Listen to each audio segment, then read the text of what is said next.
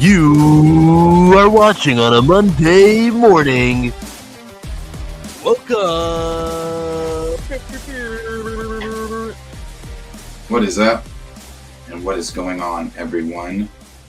Appreciate you guys coming in for month 2 of the morning report. I don't know what episode that would be. What episode would that be like? Probably 21, but I know we skipped some days.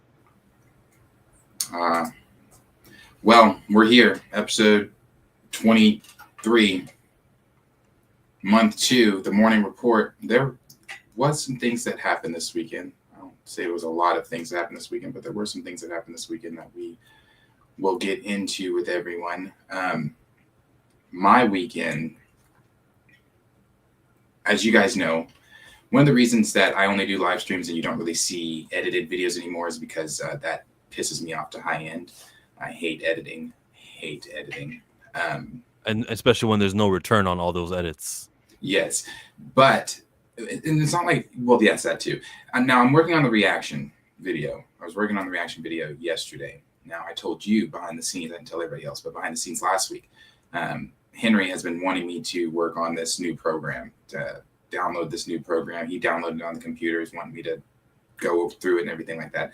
My patience with things like that, I can do it. I can learn new things and blah, blah, blah. But I was learning new things. I was learning it and I was like, oh, this is cool. I like this program. It has some new updates. There's some things that I feel like I could use when I do edit or whatever. But it wasn't simply letting me cut. I was trying to just cut something, and it wasn't like I was following the instructions of the video prompt. And I'm doing it exactly the way you're telling me to do it. And I'm the type, I'm about to punch the fucking computer because it's not working. So anyway, in my frustration, I undownloaded that editor, went back to my original editor because Henry was like, well, we can't do that stuff that you're trying to do. I figured it out. I was able to do it. I think I figured something out about your microphone. It might be off, but because you turned away for a second and I didn't hear the voice change. Yeah. No, it's off. It should be better now. Yes. So that whole story sounding really far away, I'm sure. Well, it wasn't that bad. Okay, well, it remains the same. I am very upset about it. So anyway, I said all that to say, I went back to my original editor, figured out how to do what I needed to do in my original editor. And I think Henry knew what to do all along. He just didn't want to tell me what to do because he doesn't want me to use that editor. But that's another conversation for me and him. So then I started working on it yesterday, all day yesterday. I came in here yesterday at like maybe 7, tried to figure out how to do what I need to do on the editor, figured that out, and then started editing. Well, I don't know why my editor keeps like freezing and shit. And I was in here until like 11 last night and I'm still not done.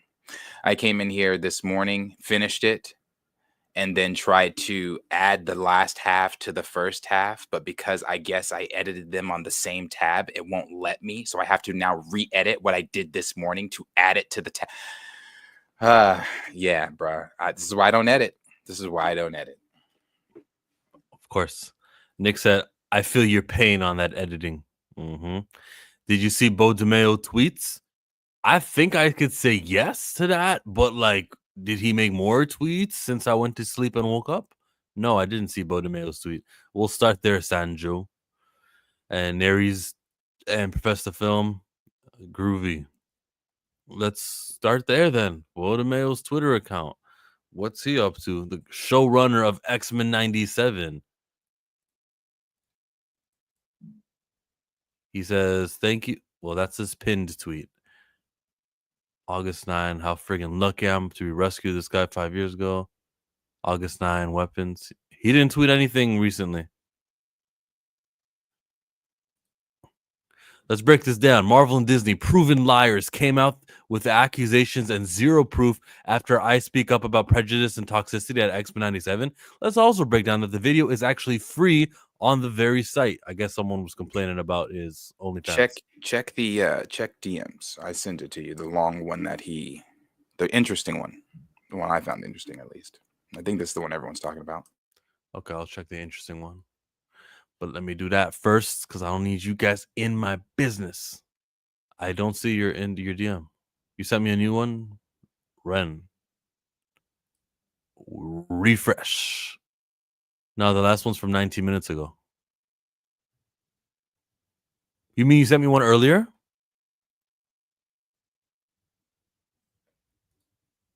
Hello? You're muted. Are you talking about in the slew of topics links Yeah. that I sent you in the DMs? Yeah, it's in there. Oh, it's It's one of right them. under. It's in between Josh Brolin and I see. To those asking why I'm not so hard on Superman, the answer is I've never worked for Gunn or DC. Like Matt Shackman and the writers of Fantastic Four, I've sat in the creative meetings at Marvel Studios. They're horrible. You basically sit in a room with Kevin Feige and Louis Esposito, try to pitch your movie while you're also realizing that Kevin just wants you to dictate his rush thoughts. Victoria used to be in these, but Kevin and Lou had so mistreated her that in one of my Blade meetings, she just showed up with sugar cookies she'd bake to help improve morale. You're even told not to try to pitch ideas from the comics because Lou isn't a big comic guy and it'll turn him off. I was watching Dre Mack and he was like, what a fall, because Kevin was the guy on the X-Men who would bring comics and he would show Hugh Jackman, this is what the comics are supposed to do. And he was banning the comic books. And then here we are in Marvel present day. You sit and talk about the craft and story and characters, only to have Kevin and Lou say, yeah, well, all you need to do is make sure it's fun, and etc. etc. There's no spark, there's no vision. Marvel's a slaughterhouse factory where you watch fresh meat get spoiled as it slowly makes its way through the assembly gears of mediocre thinking and this weird hatred for their own product. This is why Rob Liefeld isn't just some bitter old man. I want to see a podcast between Rob Liefeld and Bo DeMeo. Talking about the comic book writers is met with open contempt. I had to fight to get the Lewolds involved on X-Men 97, and even then the dismissive news with which Dana Vasquez Eberhardt spoke about them, basically telling me the OG creators were meant to be seen and not heard to appease fans. I wanted to co-write an episode with them, and that was Dana's response. I even isn't that crazy though? That sounds like when like that's the Kente cloth Neil Nancy Pelosi. That's the I'm here. Yeah, it's got to be seen. It's gonna look like it, but will there be any structural action being taken? No. They're just gonna be here to be seen, not heard. I even remember wanting to talk to Chris Claremont about being shut down or wanting Joe and being shut down and wanting Joe Majuriro to do posters. Just I was scolded for being too friendly with fans or coming off too much as one. This was in a meeting where I was pitching that we could use Blade as a chance to pick up the dangling threads from Doctor Strange when it came to Wanda and the Darkhold. We could use Varney and the Darkhold cultists. One of my drafts opened with Deacon Frost tricking some British explorers to trek up to Mount Wondergore, where he does blood magic to reveal the vampire spell used by Varney and his followers during the days of Kull. It'd start trying some of these threads, tying some of these, I think he means tying. It'd start tying some of these threads together. I even had the same monsters from Doctor Strange show up to kill the explorers before Deacon reveals he's a vampire and kills them. Up until that point, he'd been covered against the cold and daylight. This was set before Doctor Strange 2, so a lot of stuff played ironically, while also having Frost give us more details about Chthon we only glimpsed in Doctor Strange 2. Basically, Darius, he was trying to do interconnectivity, and they said, nah, none of that. To Kevin's credit, he liked the idea as well as my pitch. That magic is to Blade what snakes are to Indiana Jones. He hates magic. But then Lou felt it was too comic book, while Mahershala bumped on there being magic in the film tonally. And then I watched as them and Nate Moore picked it apart, and we were off to a new draft. It's a broken machine, and so I can see where Matt and his team probably had great ideas, only for Marvel's arrogance to destroy them. And so when I said last week, or I flip flop. I go back and forth every week. I'll say one thing. I'll be like, well, I think I kind of stay pretty much consistent, but I'll say one week. I don't know where Marvel is. I know the cracks are always showing. The cracks have always been showing. The cracks have been showing. We're far past the cracks showing. But when I say things like I said last week about Spider-Man and Avengers could Spider-Man do that? Or even the newest report coming from Luis Fernando, the guy, the box office guy on Twitter, talking about Supergirl might or as currently set to, I don't know how they're tracking that currently, but currently set to outgross Spider-Man. Marvel is in What? yeah, that's what I said. I laughed at I found that hilarious. I was like, I don't know how the fuck you're tracking that, but let's Like just Miles hypothetically, Morales Spider-Man? it'd have to be. They're talking brand new day though. They're saying brand new day. Anyway, that's not going to happen. But let's pause for a minute and think. I don't see that in this reality or the next, but for an Avengers film or for these other films, they are saying that they are comfortable with where Fantastic Four landed, and they're now currently talking about sequels for Fantastic Four. Bob Iger said what he said last week about this is a good group, and we're confident that once the audiences see them in Avengers, that they'll be even more hyped to see them in their own solo film next. And again, different era.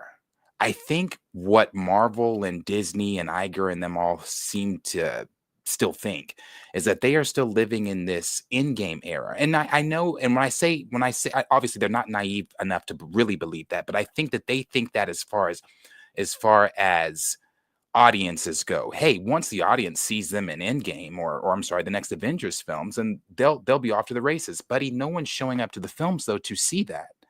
And I'm not saying people aren't going to show up to Avengers. I really don't know. I can't call it. I really can't. 1 minute I'm saying, oh, it's an Avengers title. That's going to bring people. Then the next minute I'm looking at Fantastic Four having another 60% drop. Then you got what you had in Thunderbolts. You got what you had in Captain America. You've got what you got in all these Disney Plus shows. And yes, you can say, well, Darius, that's not the Avengers. But again, Superman didn't even. So we're in a weird place with audiences. We're in a weird place with moviegoers. And you can't even really say Josh tried to justify and say, well, it's inflation. People just aren't going to the movies. Bullshit. Look at Weapons. Look at Lilo and Stitch. People are going to the movies for what people want to go to the movies for. People aren't going to the movies for superhero films. Weapons didn't. What do you mean look at Weapons? I'm saying look at what Weapons did as a return to its budget. People are talking about Weapons have been talking about Weapons all weekend long. The box office after its first weekend is going to come out. I'm sure it's probably out. And then you've got the word million, of I think. Then you've got the word of you got the word of mouth of what it's probably going to do this coming week. But for a horror film for WB, it's in there. They're saying it's going to track up there with Sinners and whatever else. And was that not good for WB? Was that not good for Ryan Coogler? Everybody was praising Sinners, although I didn't think Sinners was all that great. Everybody was praising Sinners, and you're doing that same reception from Weapons. So it may not be grossing in the billions up there with Avengers and 500 millions with Superman, but people are going to see the film. People are talking about the film. We are not in the same place like that with I'm not going to say like that, but we're not in the same place with superhero films. People aren't. So I don't know.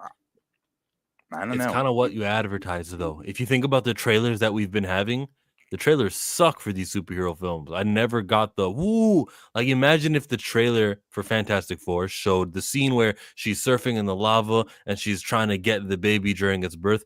If you dedicate some serious time to the trailer to that, everyone can relate to that. Everyone understands. Everyone from a family. Everyone came out of a mom. It's relatable. You get it, and you can have the superhero effects and everything. And we don't need to. I know it may be spoilery that, oh my god, there's an intergalactic chase scene. I get it.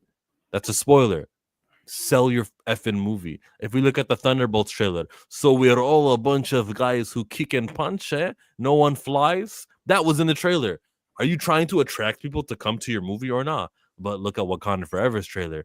It was sad. It was using your emotions off of Chad Boseman. It was evil and diabolical. It was a good trailer, and they made 800 million with that. What they're selling sucks. That department needs to be rethought. And of course, you need to change the theatrical window between not the theatrical window, the streaming window, the window between it comes out in the movie theaters, 70, 80 days later, it's streamed on Disney Plus. You got to extend that, which they are slowly extending it. I hear Thunderbolts is going to take 118 days, which is different. It used to be as early as 2 months, 60 days, but now 118. You see how you see how like we're getting farther and further away from that? Yeah, let's gradually increase that more, make people want to see the movies. WB has been killing it for all their movies. I was about to say because they also did the Final Destination film that everyone was talking about, and then they acquired the F1 rights from Apple to make that, and I think it has 500 million right now. F1, Final Destination, Sinners is another one. Minecraft came out of nowhere to make what 900 million. They haven't had a dud all year long. Superman, I guess that would be a dud. They say it profited. They say it made profit, but I just think it didn't perform. And then you look at everything else he said in there, and it just piles on to the list of things of what is wrong with Marvel Studios. And people keep saying, "Oh, there's light at the end of the tunnel. Just wait till we get here. Wait till we get there." I don't know. And unless this culture has changed, unless what Bo is saying has changed within meetings obviously it hasn't, because the same heads are still there, obviously with the same mindsets from what we're seeing with projects, then I don't see the reboot or soft reboot or whatever being too much of a difference other than what we've been saying it's going to be. Here, well, I won't say we. I've said this, and I'll eat my words if I'm wrong. I believe the other soft reboot is nothing more than we didn't have the Fantastic Four, we didn't Yeah. have the X-Men, we didn't have some of these characters in the original timeline to play with. Now we've got them. Here's your soft reboot. I don't think it's going to be what some people are thinking, like, oh, this whole franchise is getting redone, or this is getting redone, or I don't think so. I don't think that that's their mindset. And clearly, from what Bo was saying, that's not their mindset. They don't like comic book ideas. And I hate to even take it here, but that's the audience we have. When you're talking recast T'Challa, I think this can answer some of your questions about recasting T'Challa as well. They're stubborn. They're not. I've said it, bro. Why would I spend as much time in marketing and feelings and talking and podcast and everything that we did for Wakanda Forever for us to say, fuck it in the third one? That it just never made sense to me. It doesn't make sense. It's not the road they're going to go down. It's all right here. I mean, it's all been in plain sight. But the more Bo talks, I mean, he's someone that worked for the company. You know, when we say this stuff, it's speculatory. We're coming from outside looking in. He's on the inside. He's been on the inside. He's literally telling us what has been going on. They picked apart a good Blade story that was going to interconnect with everything, and Louis Esposito didn't like it because it was too comic booky. How many times have we heard that? So if Nate Moore was literally just parroting what he had heard from the top. Oh no, we don't like comic books. That's a red flag for us over at Marvel Studios. And again, like Dre said, that's crazy. Kevin Feige coming from the X-Men Fox studio, sneaking Hugh Jackman comic books because Singer didn't want him on set. And look how the tables have turned. You went from being that guy, sneaking the comic books on, to now the guy saying, oh, no, it's a red flag for us. So, as I said, the more and more we look at what Marvel is currently doing, the more and more I tend to turn to James. And I'm just one film right now. I wasn't disappointed in that one film. We've got The Lanterns coming up next. You got Peacemaker. I don't know if I'm watching that. You got other stuff, blah, blah, blah. But as far as comic booky, him wanting to lean on comic book, wanting to lean on making these characters like he's described the Batman costume and how it's going to be comic booky, I'm more leaning in that universe. I think I said that after Superman anyway. But unfortunately, he's only going to be doing 2 movies a year. 2 movies a year. I want 4 movies. I want Marvel to have 4 movies, which they will in 2028.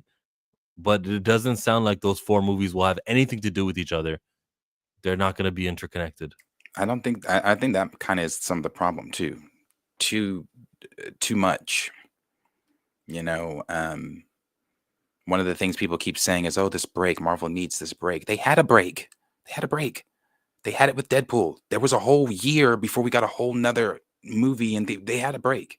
So I don't think the breaks are the problem. It's the fact that you're putting out one, you've already saturated you already pissed the audience off anyway. But now you're putting out, what was it they said? We're gonna put more emphasis in quality over quantity. And yeah, I know they were putting out that year, they had put out what, 2019 something projects or whatever the fuck it was. But I don't know, 4 projects. I don't mind his 2. Was he doing 2 in theaters and then you got the stuff on streaming? But the streaming TV shows are not something he cares about. We know it's not something he cares about. I can't say that though. Lanterns, Peacemaker. He's making us Oh, watch Peacemaker to. I thought you were on Feige. Sorry. You Oh talking no about no no James no Gunn? no no no no no no no, not Feige. We know he doesn't give a fuck about that. Yeah, we don't know anything about James Gunn of if he cares about TV shows. Peacemaker maybe makes you think he does because he's doing the effort of putting him into the universe. I was a proud Feige apologist about a half decade ago. It became damn near impossible to fix my fingers to support recent decision the studio looked to be making. Something's got to change. Well, someone's got to go. But you're also got to be fearful of who replaces Kevin Feige should he be replaced if he doesn't get picked up on his contract 2 years later. Can someone else just come in and say, "Yeah, I know comic books. I understand storytelling. I can weave these guys together." Some guy might come in and think, "Where's Squirrel Girl? Where is?" You know what I mean? Like someone might have a different favorite superhero that is not his favorite X-Men might not be Wolverine, Jean Grey, Storm. His favorite X-Men might be some, lesser known one that he saw, Jubilee maybe. And that could be the star of the movie, It'll work well in China. It'll sell well, yeah. So there's always a fear. The grass isn't always greener on the other side. But the opposite is like, okay, Kevin Feige's got to change. And I don't think from what I'm seeing with Bo DeMayo and these moments of insight, it's not going to change. You think he's gonna sign? You think he's gonna do something like they did a Gina Carano problem? Next, they gotta make so Bo DeMayo isn't on the outside yelling. You think they need to shut him up and they'll actually offer him something? Here, sign the NDA. You'll get what you want. Oh, you want to work on season 2, Bo? Yeah, come back. You're back for season 2. You think they'll do that?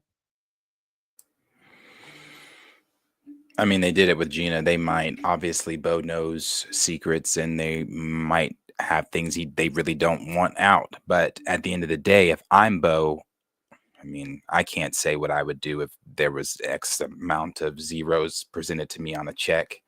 Well, I can tell you what I do. Yeah, I take it. Especially, yeah, I take it. But at the same time, I say I take it, but I also really enjoy being right and proving people wrong. So I might say fuck it and take it to court. One, to expose. Two, I wouldn't want you to offer me my job back anyway, because and nor would I take it. I would feel as if I would be walking on eggshells and I was only offered this job back, so I'd be quiet. And what's changed? The culture would still be the same. I'd probably have a lesser position. No. If Dana Vasquez Eberhardt's still there, like this all happened with Bo 2 years ago now. Dana was hired and she was working there. Maybe her contract expired. They don't pick up Dana, and they just said, Dana, we're gonna go other directions because of the stink he's putting. He didn't used to say names. Now Bo is saying names, and this person, Dana Vasquez Eberhardt, has a grudge with him. And I think that her time. I'm not for firing people, right? I'm only hearing Bo's side of the story. She may be an awesome person, possibly. I don't believe it. I believe Bo more than that other side. But I just don't want to get somebody fired and lose their ability to support their families over a workplace grudge. But if she's a crap person, also, yeah, get rid of her. Bo, come back. Dana's not there anymore. Here, show run season 2 and season 3. And if we're successful, you get to do season 4. Clearly, fans like what you got. We didn't know that until it came out. no more, reports from Hollywood Reporter, no egregious findings, just work. No relationships at work, right, Bo? Or whatever it was that got him. I don't know. Whatever it was that made him leave. Okay? Okay. Handshake. And then he does the tweet that Gina Carano just did, so he got everything he wanted. He's not blackballed from Hollywood. He's working with a major studio. The stink is off of him in 3 years when he's done season 3 and season 4, and then he gets to work for Netflix and everyone else who will be willing to use him. I can see okay, I agree to the NDA deal working out because of what Gina Carano just got, which is her job back and everything that she agreed to, right? That's the crazy thing. It's just that it worked. You can beat Disney, and they're offering these settlements. So yeah, it's a different world. I still would like to see things be exposed. I still would want things to go to court. I still would want the machine that is Disney to do their slander campaign. We go to court and we get a guilty verdict on Disney.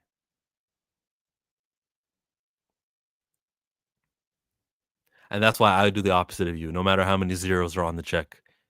I think if I began this crusade on a representation, You heard the way I ended it. I said no. my Let's have mistake, to take sorry. it to court.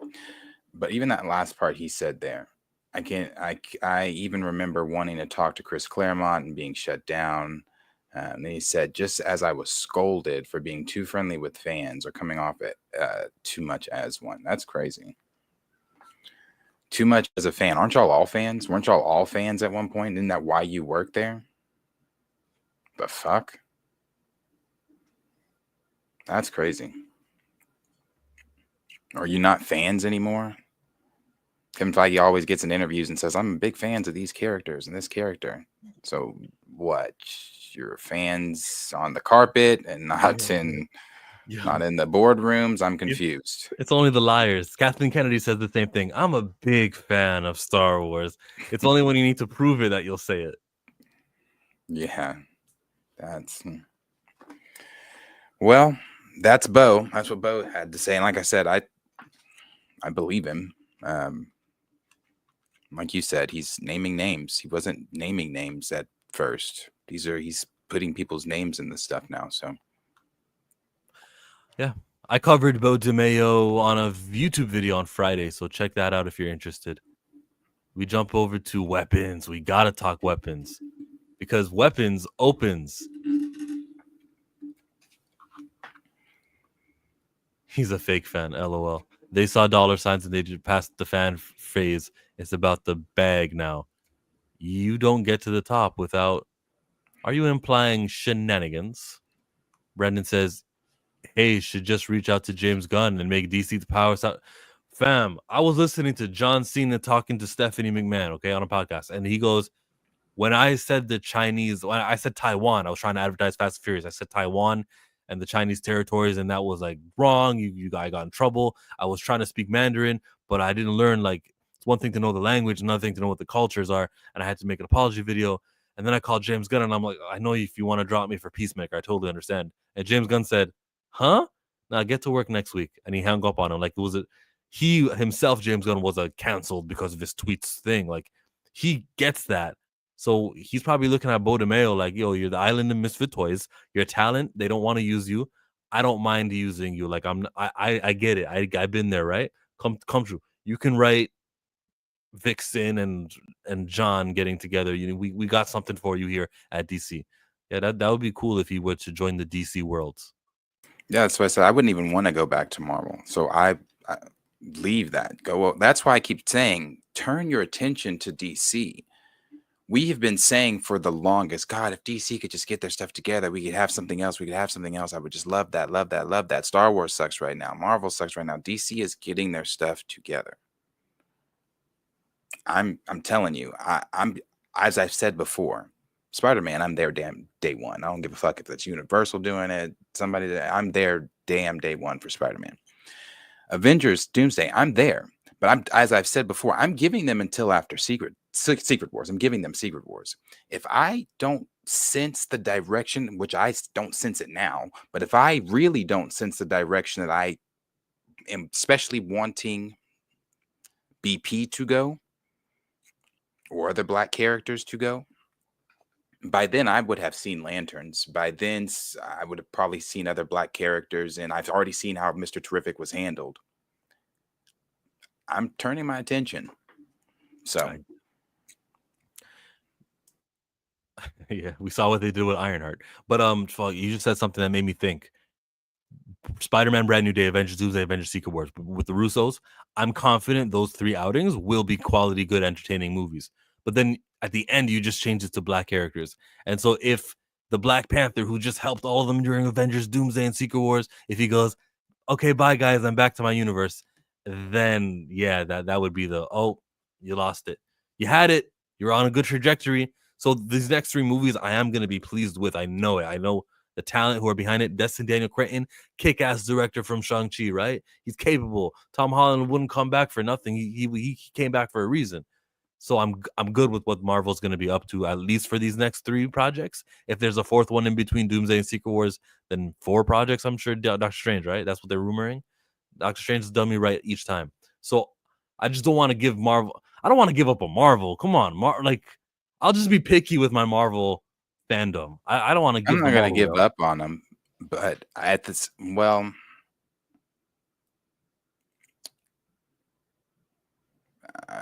I can't say that I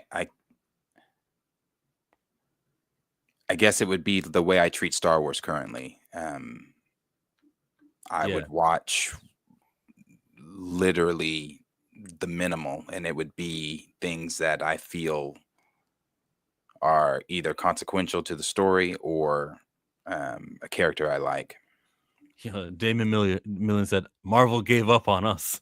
Yeah, they Yeah. kind of did. They gave up on their TV shows, and that's why I don't care to watch Wonder Man. Vision Quest doesn't entice me, and we don't know what's coming next. They actually haven't announced a new TV show in a very long time. A lot of these ones that we're getting now, they've been filmed from a prior era, but they've just been stretching the releases. So it feels like we're getting new stuff, but we haven't really. I was waiting for Comic-Con. Maybe actually 2 weeks, 3 weeks from right now, we'll have Disney's, what's the expo they have in Anaheim? They'll have that, and we might get coming to Disney Plus. They might officially announce Vision Quest, Friendly Neighborhood Spider-Man. Oh, who knows what they'll say. All right, back to weapons. This was a movie that came out this weekend, opened to 70 million at the global box office, and the production budget was 38 million. So did it make its money, and is it successful, and is it going to be fine? Absolutely yes. The next thing, wrong, but I got the wrong thing up. Sorry. I'm trying to go to this here. It was an A- cinema score. And that means that coming out of the movie theaters, you guys know how this works. Like they ask you, how did you feel about it? A- is pretty good. This is got good trajectory now. It's a loved movie. People like Darius saw it. Darius, it's been 5 days. You can talk about it, right? You can spoil a little. Good. What was the good twist at the ending that you guys said that there was? What's the twist? The unexpected twist. More so just that the thing with the little girl. Well, I don't know. I'd have to really explain the film. As we know, the kids go missing. That's not the whole. I mean, that's the I guess the plot of it. But they are hiding something in the trailers. It's witchcraft, and there's a kid in the class. His aunt is dying, and she's the one that is the witch and performing the witchcraft. And she's got his parents under it, and then she takes the whole class, his whole class, because she needs. I don't. It's never really explained if it's like the youth or their life cycle or something that she needs. She thought she could get it from his parents, but she couldn't, which is her niece, great niece. But she couldn't, so she needed the kids and the teachers. Julia Gardner, Silver Surfer, her class is the class that goes missing, and people in the class or in the town blame her, calling her a witch. Like, where's our kids? Blah blah blah. Brolin's character is one of the other kids in the class. His parents, his kid went missing, so he was one of the ones with the ring camera on his house that was able to watch the 7 seconds of him leaving the front door into the night, doing the pose there. And then he started asking other parents that had ring lights, could he watch that footage that they had? Because he was trying to map out exactly where they were going. And they were all running in the same direction, which was obviously to the one little boy's house that didn't get Infected. it, well, wasn't under the witch's spell, because obviously that's her, what would that be, great nephew, great nephew, whatever. Because he was still going to class, keeping appearances and things like that, but he would go straight to school, home, and then I guess grocery shopping, because he would have to feed his parents, because they were in this like just state of just the stasis, really, of just staring at each other, unless the witch commanded them to do something with our little voodoo stuff or witchcraft stuff. So yeah, I mean, the twist at the end is that, I mean, there's a lot of different twists. One of the things that I really like about it is the different angles you go through. You see it from Julia Gardner's perspective, then you go back basically to the beginning of the film, and you see it from Josh Brolin's perspective, then you see it from the one of the best characters that I thought was in the film. What was his name? The actor's name is Austin Abrams. He played the homeless character, the homeless guy in the James. He played James in the film, and his perspective of the whole thing, him seeing the kids, him like how he intertwined and everything, was very interesting. I liked his perspective probably the most. But the kids rip apart the witch at the end. The Rip kid, apart a yeah, witch at the end. they like rip her apart, like they're eating her, like they like take their fingers in her eyes. I'm like, and it's because like they're still under the whole witchcraft spell, but her great nephew, like, I don't know if it runs in the family. He's talking about he wants to do a second one. So I don't know if and when he said he wanted to do a second one, me and another friend were theorizing, like, okay, so if he wants to do a second one, does it run in the family? Because we see at the end the nephew do what she normally does with a little blood and then wrapping it with a hair or something. You have to have some type of memento of something of sorts. And then he's using that. So then he did the same thing that she did. So I'm assuming maybe it's in the blood. It runs in the family. I don't know. But he got the kids to turn on her, and because she was keeping the kids in a basement. They were just standing in a basement. So the kids to turn on her, and then they ripped her apart. And then at the end, the little kid that was narrating the whole film says, the little boy, I forget his name too, little boy had to go live with his aunts and uncles, or aunt and uncle or something, in a different state. The other kids, it had been, I guess, 5 years. And he said the first one had just started talking this year and saying some words. I guess, the witchcraft spell that she had on them has left them in Unless they need a sequel. Yeah, unless they need a sequel. That But witchcraft. the sequel may not even involve them. I was thinking the sequel may involve, I mean, you could go back to the town and be like, oh, do you remember what happened all those years ago when we were kids? Kind of like a whole Yep. welcome, it type of deal. But or you could, if it runs in the family because she's dead, maybe it's the nephew now, or the great nephew, and maybe wherever he's living in this new state with these aunt and uncle.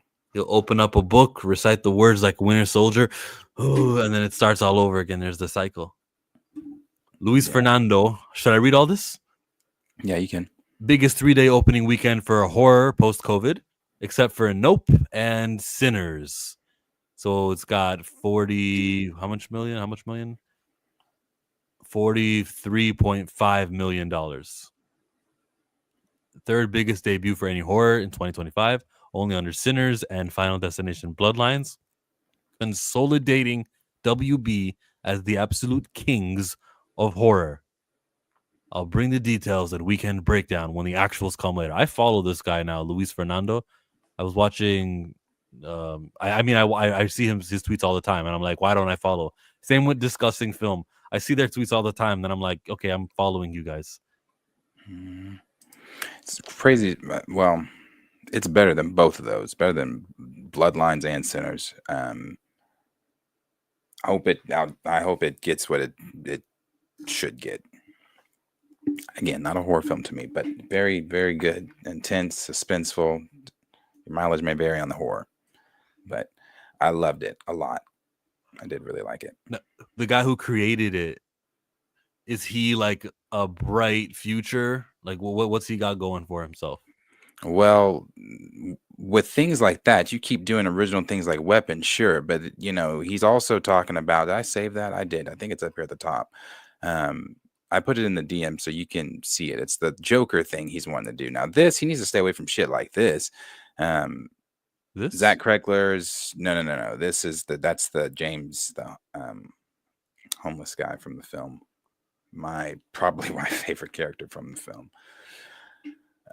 But he was talking about doing something with DC, and I guess he's already pitched this. I don't know, DC movie is titled Henchman.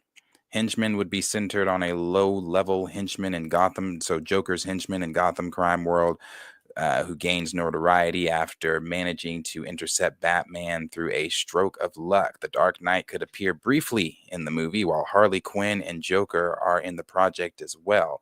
Kreegler has not yet pitched it to DC Studios, though the company is said to be aware of his interest. Well, I'm sure that ear of awareness just got closer to Zach Kreger. That's good. A creative who could succeed with weapons. He is enthusiastic enough to be pitching this to you. I want to see it. I don't. I would love to see him come over and do things, but you want to. I don't want to.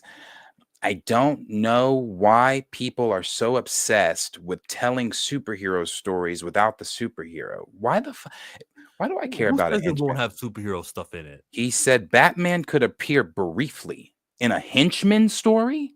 We're not even talking. It's not even the Joker. It's the Joker's henchman. I'm not. Yeah, you know what? Tell me how it is. I wouldn't go. I wouldn't pay to see a henchman story. You're right, because we're already getting Clayface. We're already doing stuff where we're, getting away from the main big stars. So yeah, there's enough of that. Yeah, I'm good. I'm good. As I've said, and anytime, just so everybody knows, anytime that we are presented with things that don't involve the hero, I'm good, because I've been doing that dance. I'm not continuing it. No. Yeah, don't give me a reason to be able to skip some of your projects, like a henchman project. I'm there for Peacemaker. I'll check it out, season 2, and I'm going to see Lanterns. Don't give me some henchman stuff if you can avoid giving me henchman stuff. Yeah, I'm good. I'm good. And another era, I would have been all for this. I'd be like, oh yeah, that sounds cool. That sounds dope. But when you say things like Batman could appear briefly, oh, you mean the guy in the universe, the only reason that you're able to do this, that created all of this, he's only going to appear briefly? I'll check it out on streaming. And even then, probably not.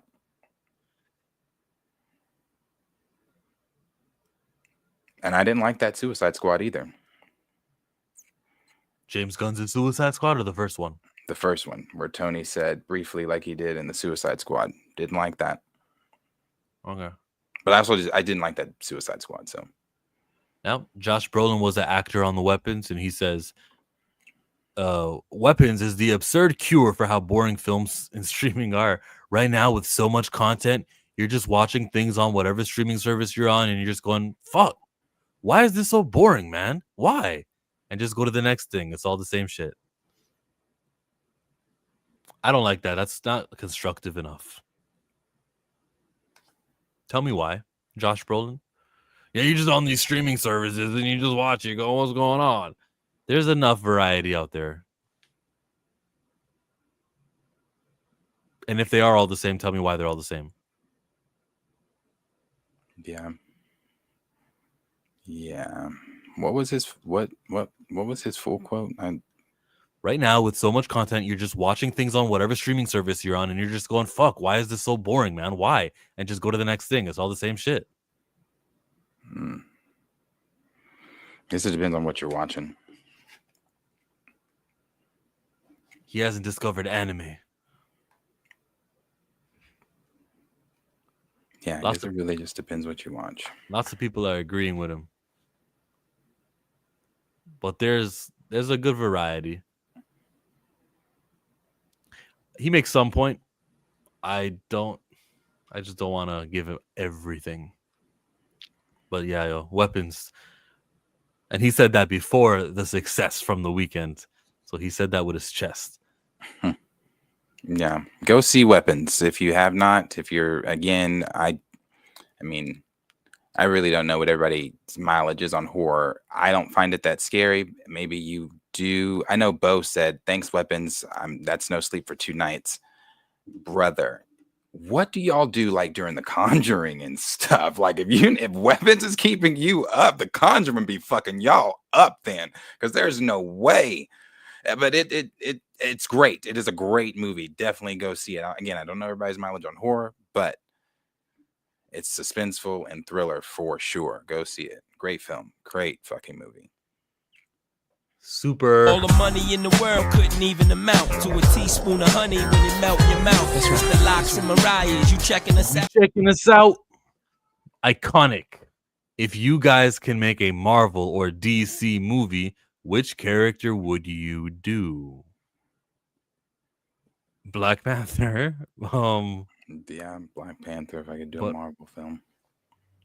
What else? For DC? Superman, Batman, Wonder Woman. For DC, does it have to be a film? The Flash, maybe.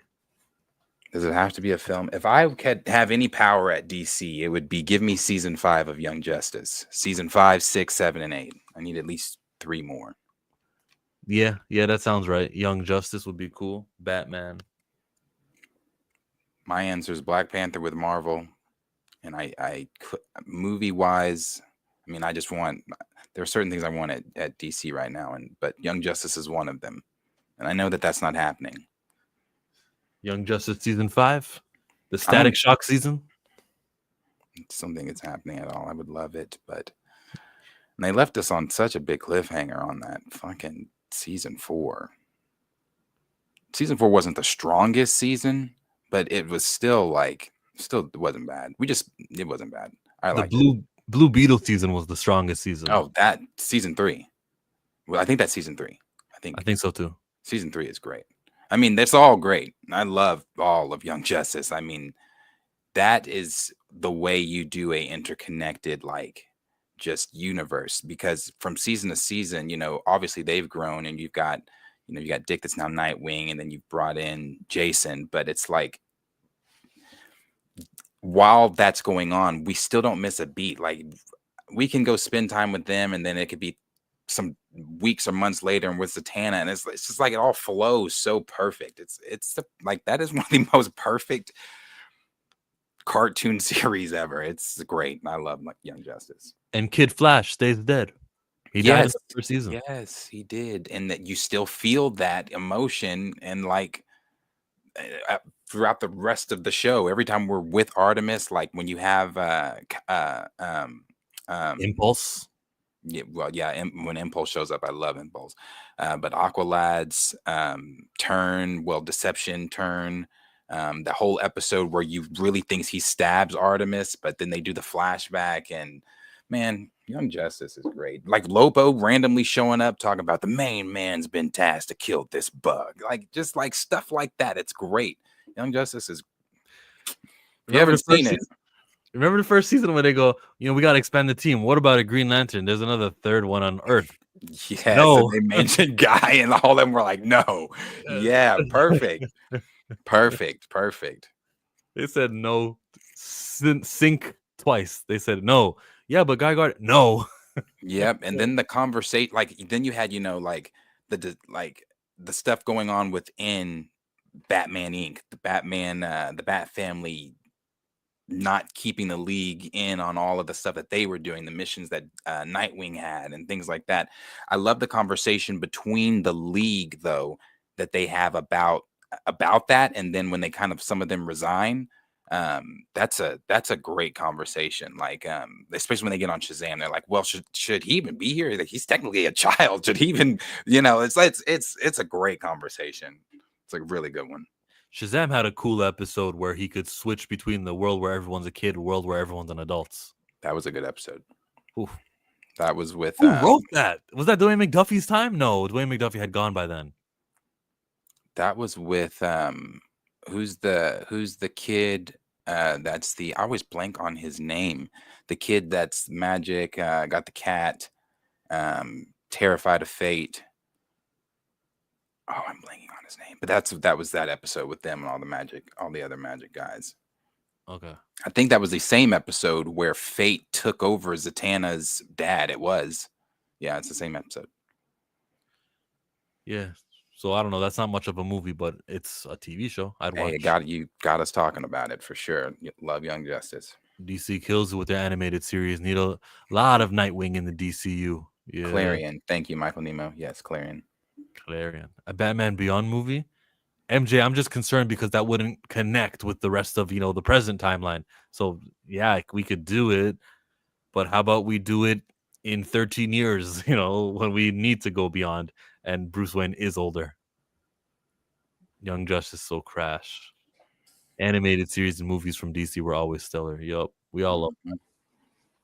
Mm-hmm. Some of the best stuff they've got. Love it. What's next? Okay, I don't want to do Spider-Man now. There was actually one more thing you sent me about weapons. There was one more. Pedro Pascal is here. He says he is given a shout out to the people to go and see weapons in theaters. He was originally attached to star in the film, but had to drop out due to scheduling conflicts. I just think he just wanted to remind everyone that he was part of it. So on his Instagram, he says, go to the movies if you can, weapons. Yeah. He was supposed to be Josh Brolin's character? Maybe. Did they say main character? I don't know. That's really weird on who the main character is. I mean, I guess you could say it's Julia Garner. There's no way he was going to be Julia Garner's character, though. I feel like that had to have been a female. He was attached to star. Well, then maybe Josh Brolin, because he's the other one that I guess you could say stars opposite her. But that's, again, really hard to say because you switch the... I guess it's her and him. Yeah, sure. Brolin and Gardner. Okay. Let's jump over to something James Maxwell gave us. James Maxwell, everyone's favorite scoop, the new guy on the scene. Shang-Chi will have the ability to duplicate himself in Avengers Doomsday. I would love this personally. Put some respect on we haven't seen him since his film. So when we do see him next, it's the same way I said about when we finally get to see, McKellen and that X-Men group with this up-to-date CGI and stuff. I better see Magneto doing some crazy ass shit. So I better see Shang-Chi doing some crazy ass shit. We haven't seen him in forever. But I would love this. I mean, he's able to do this anyway. And the thing that's ironic that I was talking to a friend about this when we saw this over the weekend. I said, it's funny because he plays, Simu Lee plays the voice in Invincible of Duplicate's brother, who can also do the same thing that Shang-Chi can do. So I don't know if they were like, oh yeah, that's something we're doing in the next film. Shang-Chi can do this. And that's like, yeah, I don't know if they're even based off Shang-Chi. But yeah, it's cool. I would love to see it. I don't care. He's got 12 rings in the comic books now, just to match his movies. He can duplicate himself in this new Avengers movie. Good for him. No, that would be dope. You'll be getting 15 minutes of screen time in your movie or less. It's about everyone else. That'd be dope, though. That'd be dope. Wanda's barely in Endgame, and one of the dopest parts is, I don't even know your name. Don't worry, you will. That's one of the dopest parts of that battle. So that could be as significant in the battle as that and be dope as fuck. And people are like, oh shit, that moment, even though 15 seconds or whatever that Shang-Chi had was dope as fuck. You're saying you don't care now on paper, but if you see it. What if it takes away from multiple men? You can't have two people with the same powers. See? There are plenty of people with the same powers. No, there's a reason why Kamala Khan couldn't stretch. They can't have two people with the same powers. And there's not going to be a multiple man in either Avengers film.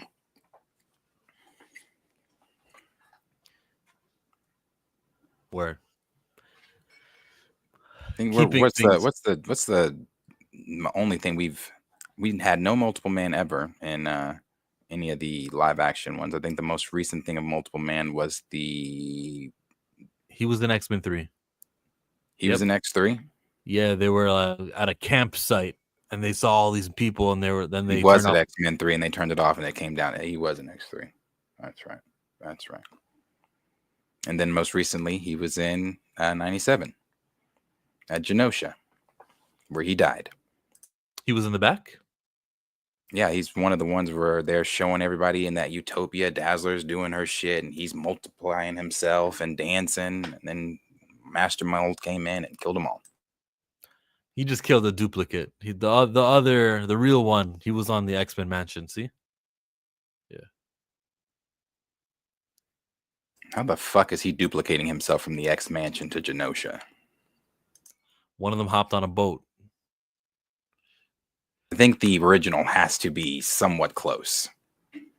So you just fade if you get too far away from the original? I don't know how that works, but I know the original would have to be somewhat close. I don't think he can be like, duplicate himself and like, go take care of some shit. That's what I would do. Are you kidding me? Maybe he can, though. I don't know. That's what Naruto does. That's the Hokage. Just MCU Film says, Chris Evans' code name on the set of Avengers Doomsday was reportedly Luke Cage. So we were so wrong. So wrong. Everybody was like, during that report, everybody was like, oh, Luke Cage is going to be in the film because there are reports on the Doomsday set of them building Luke Cage's house. But his name, I guess, was Luke Cage's house, or Luke Cage, and I guess the house part is something to do with Captain America. So like every time things were written down on a script or on a direction or something like that, it would say Luke Cage. So the people working on production who have loose lips would go, hey, Scooper, this is Luke Cage. And now Marvel can go, we know who saw the words Luke Cage because there was only about 10 people on set, so we kind of have a target on you 10 people. Now or less, maybe it was only one guy who knew the Luke Cage thing. You know who to get out. Yes, weed them out in the beginning of this movie process, and they're still filming. Get all of the spoiler people out. I love knowing, and I'm like invested in these things. So of course, when a scoop comes, I may be interested a little bit, but I also want to enjoy the movie more than I want to know what's going on. So yeah, weed them out, get rid of them, and then keep the same crew who can keep their mouths shut for their next film and the next film. Yeah. They already said they were going to start doing the fake scoops and things anyway, but the Luke Cage thing, it's interesting. Let you know it kind of is real. You got to hire people who just aren't fans. Go find some dude who just immigrated, doesn't barely speak the language, doesn't care about this actor and that actor. You just get this guy here. You can work on the set. That's the type of people you look for.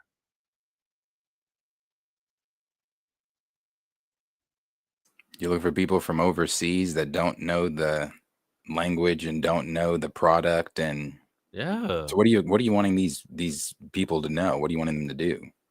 Whatever's required on the set.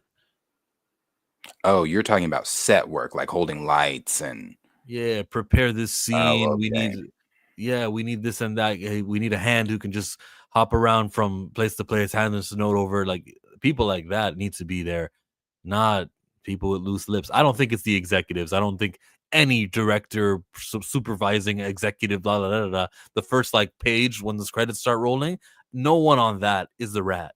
It's the ones down the line, like minute 4 of the credits. All those names, those are the people who got loose lips. Speaking of Luke, am I the only one surprised that though we would for sure get a Misty Knight show? I don't know who you think Misty Knight is. Like, she's show worthy? Are you surprised there's no Misty Knight show? Me? No. Yeah. No. Photon, not Misty Knight. Or you get people to sign the contract, or they do sign NDAs. You get people to sign the contract, or they can't report, and if they do, they get sued if they get caught. I think they sign.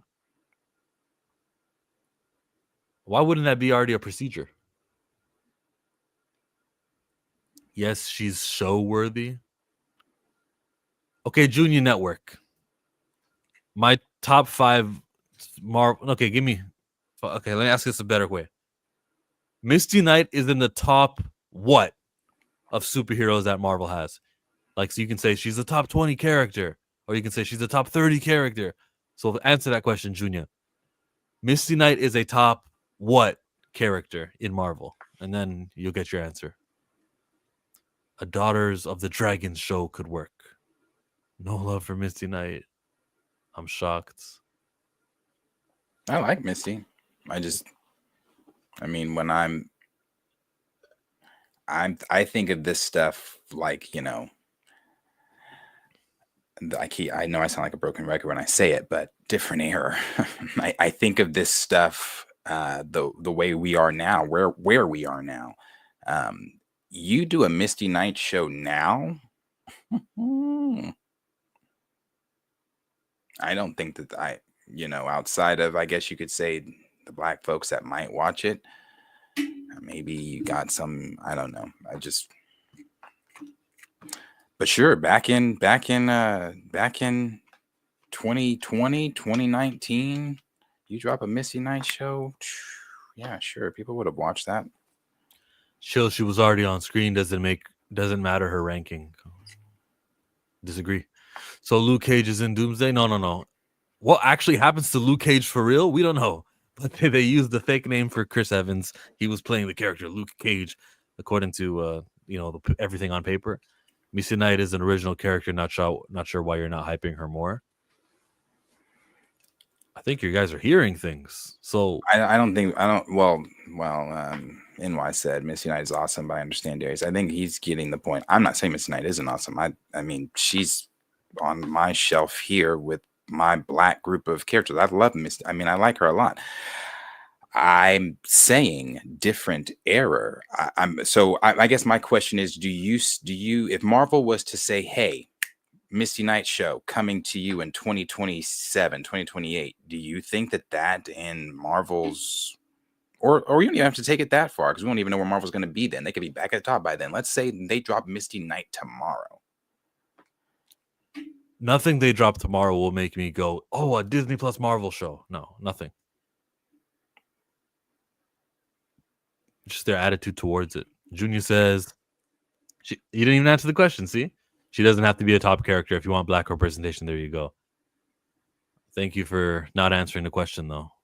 So, to answer your misdirect, though, there's so many better black candidates before Misty Knight.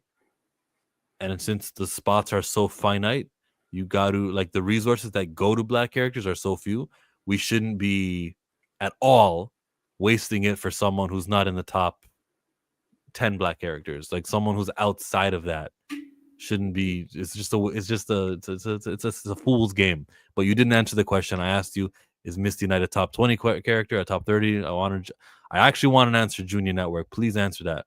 Fill in the blank. Misty Knight is a top number character. What's that number?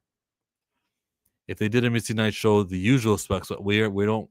You're giving airtime to the usual suspects. We don't do that. So we might see Chris Evans, Captain America, and Captain Hydra, like rumor said. He might be playing Human Torch. He might be playing regular Steve Rogers. He might be displaced in time. He could be dancing with his little girl Peggy, and then someone knocks on the door, and he goes, "What is it?" "Damn, I just got back." "Yeah, well, sorry, we need you, Cap.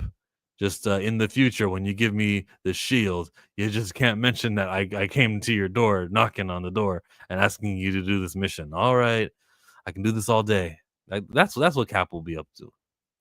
Him and Sam Wilson rekindling their love for each other. Wasn't the purpose of you didn't answer the question. You got to answer the question when you're asked the question. It's actually annoying when I ask you for a number and you don't give it to me. Wasn't the purpose of the series to highlight characters who aren't featured on the big screen, adaptations, and who deserve their own stories? You are avoiding the question, so I will avoid your answers unless you answer the question. Yeah, we need a Photon show. Photon is a much better candidate than Misty Knight or Ironheart. Name those black candidates. Photon, Blade, the Black Panther, even Shuri. There's 4 right there. Storm when they get to that. A couple other X-Men like Bishop and Sync, I would say, are more higher profile than Misty Knight, but really more potential. There's like 7 right there that I would do before Misty Knight. Yeah. How about Daughters of the Dragon, which I believe they were setting up in Luke Cage season 2. Brother Voodoo's a good one. Thank you, NYC. Brother Voodoo's a kind of like a standalone, has his own kind of mythos, has his own thing. LOL, I'm not sure what ranking would be sufficient. You didn't answer the question again, so that puts an end to that. Where do you want to go next? Star Wars? You want to go to the Harry Potter universe? He said she's not in the top tier. But that's not a number. You feel me? Because the top tier to you could mean only the top 5. The top tier to me could be the top 30. So like until you give the number, you're just avoiding. You know what I want more than anything? A Blue Marvel, a good Blue Marvel figure with his comic accurate. I mean, he's comic accurate, the one they gave, but it's the vest. I hate that. I hate when he switched to that. I do not like that costume. I like the old school costume, the one from the 60s. Do you have a chance to buy the old one, or do you can only buy the new one? They haven't made one. I don't, and I highly doubt, because I was very shocked when Hasbro even did Blue Marvel. I was like, holy shit. But of course, it's him in his vest, and I'm like, damn, bro, why would you give that one? Like, you have the opportunity to make this man, and you don't give his 60s costume? 60s costume was badass. But yes, Blue Marvel. You said Sync over Misty. Now you're sounding like very WWE-ish. Well, Blue Marvel. Forget Sync. Pretend I said Blue Marvel.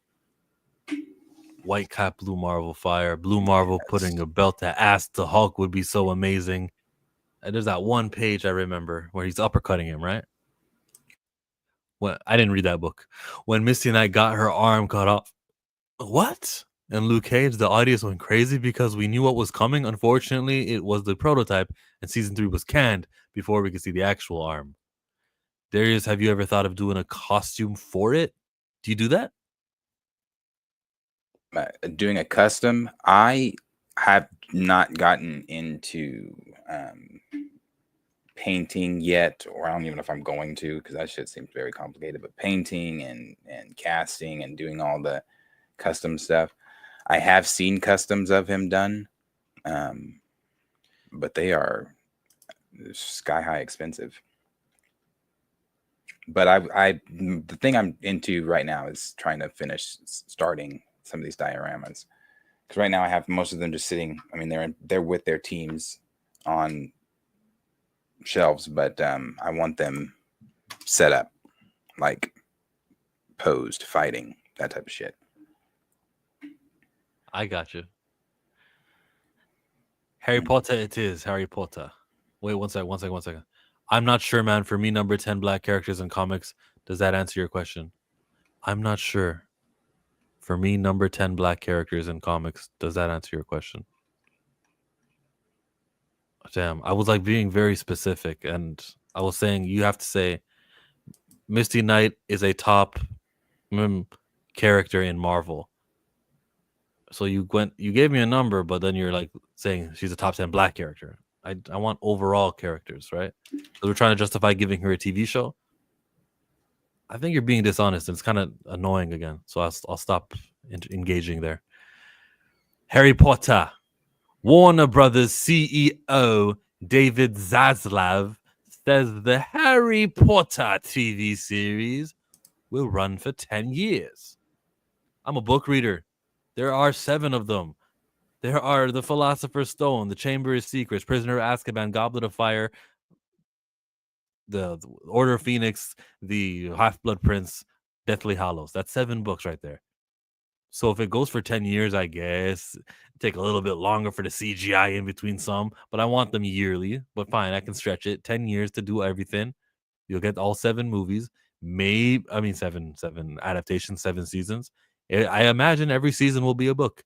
Every season will have episode 4 will be the Christmas episode, and episode, I get it. There'll be a structure to the show. I'm all for it, bro.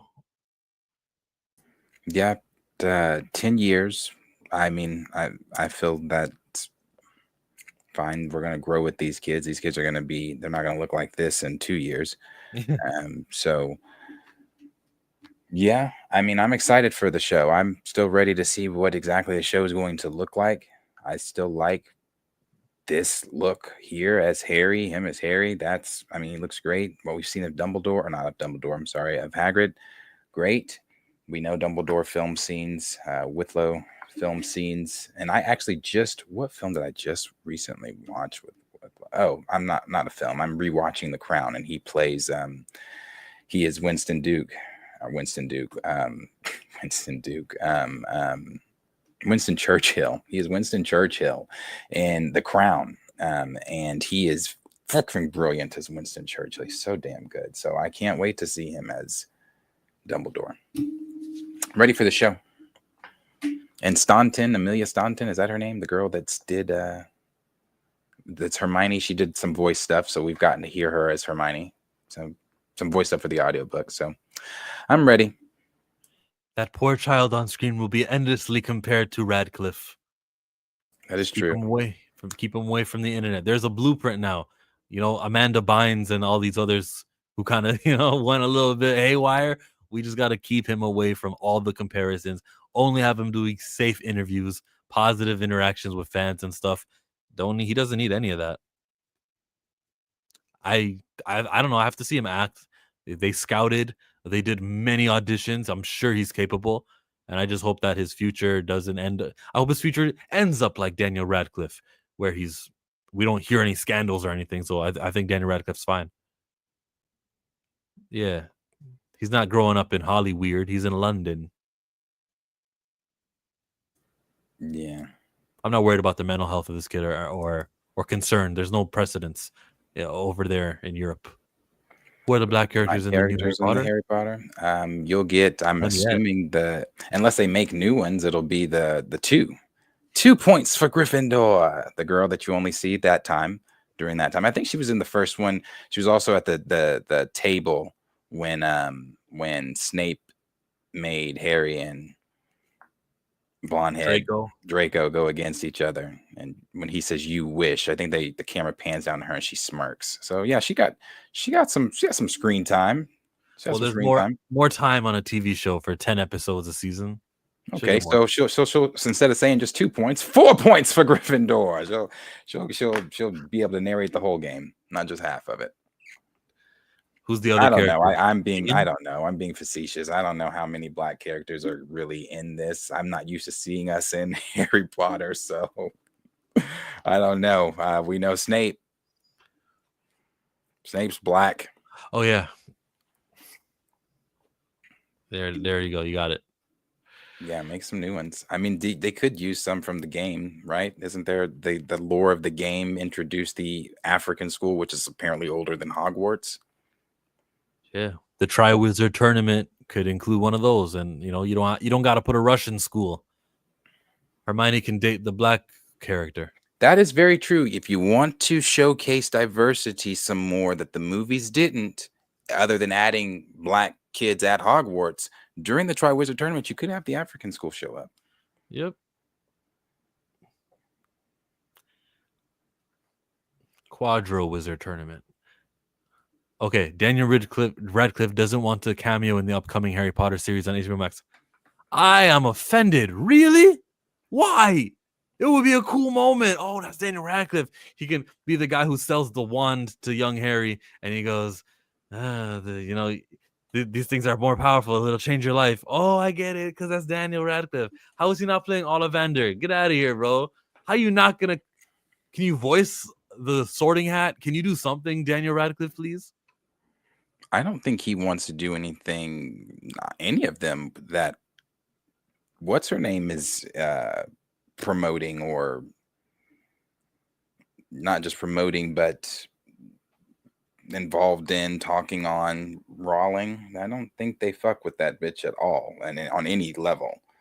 So I don't think, and the only reason I think they even did the HBO reunion thing in 2020 was because it obviously was the reunion. Everybody was coming back. They had just recently lost the actor that played Dumbledore. Richard Grant? No, I don't remember which one it was. The better one though. And yeah, I think I don't think they fuck with her on any level. So I wasn't shocked when he said this.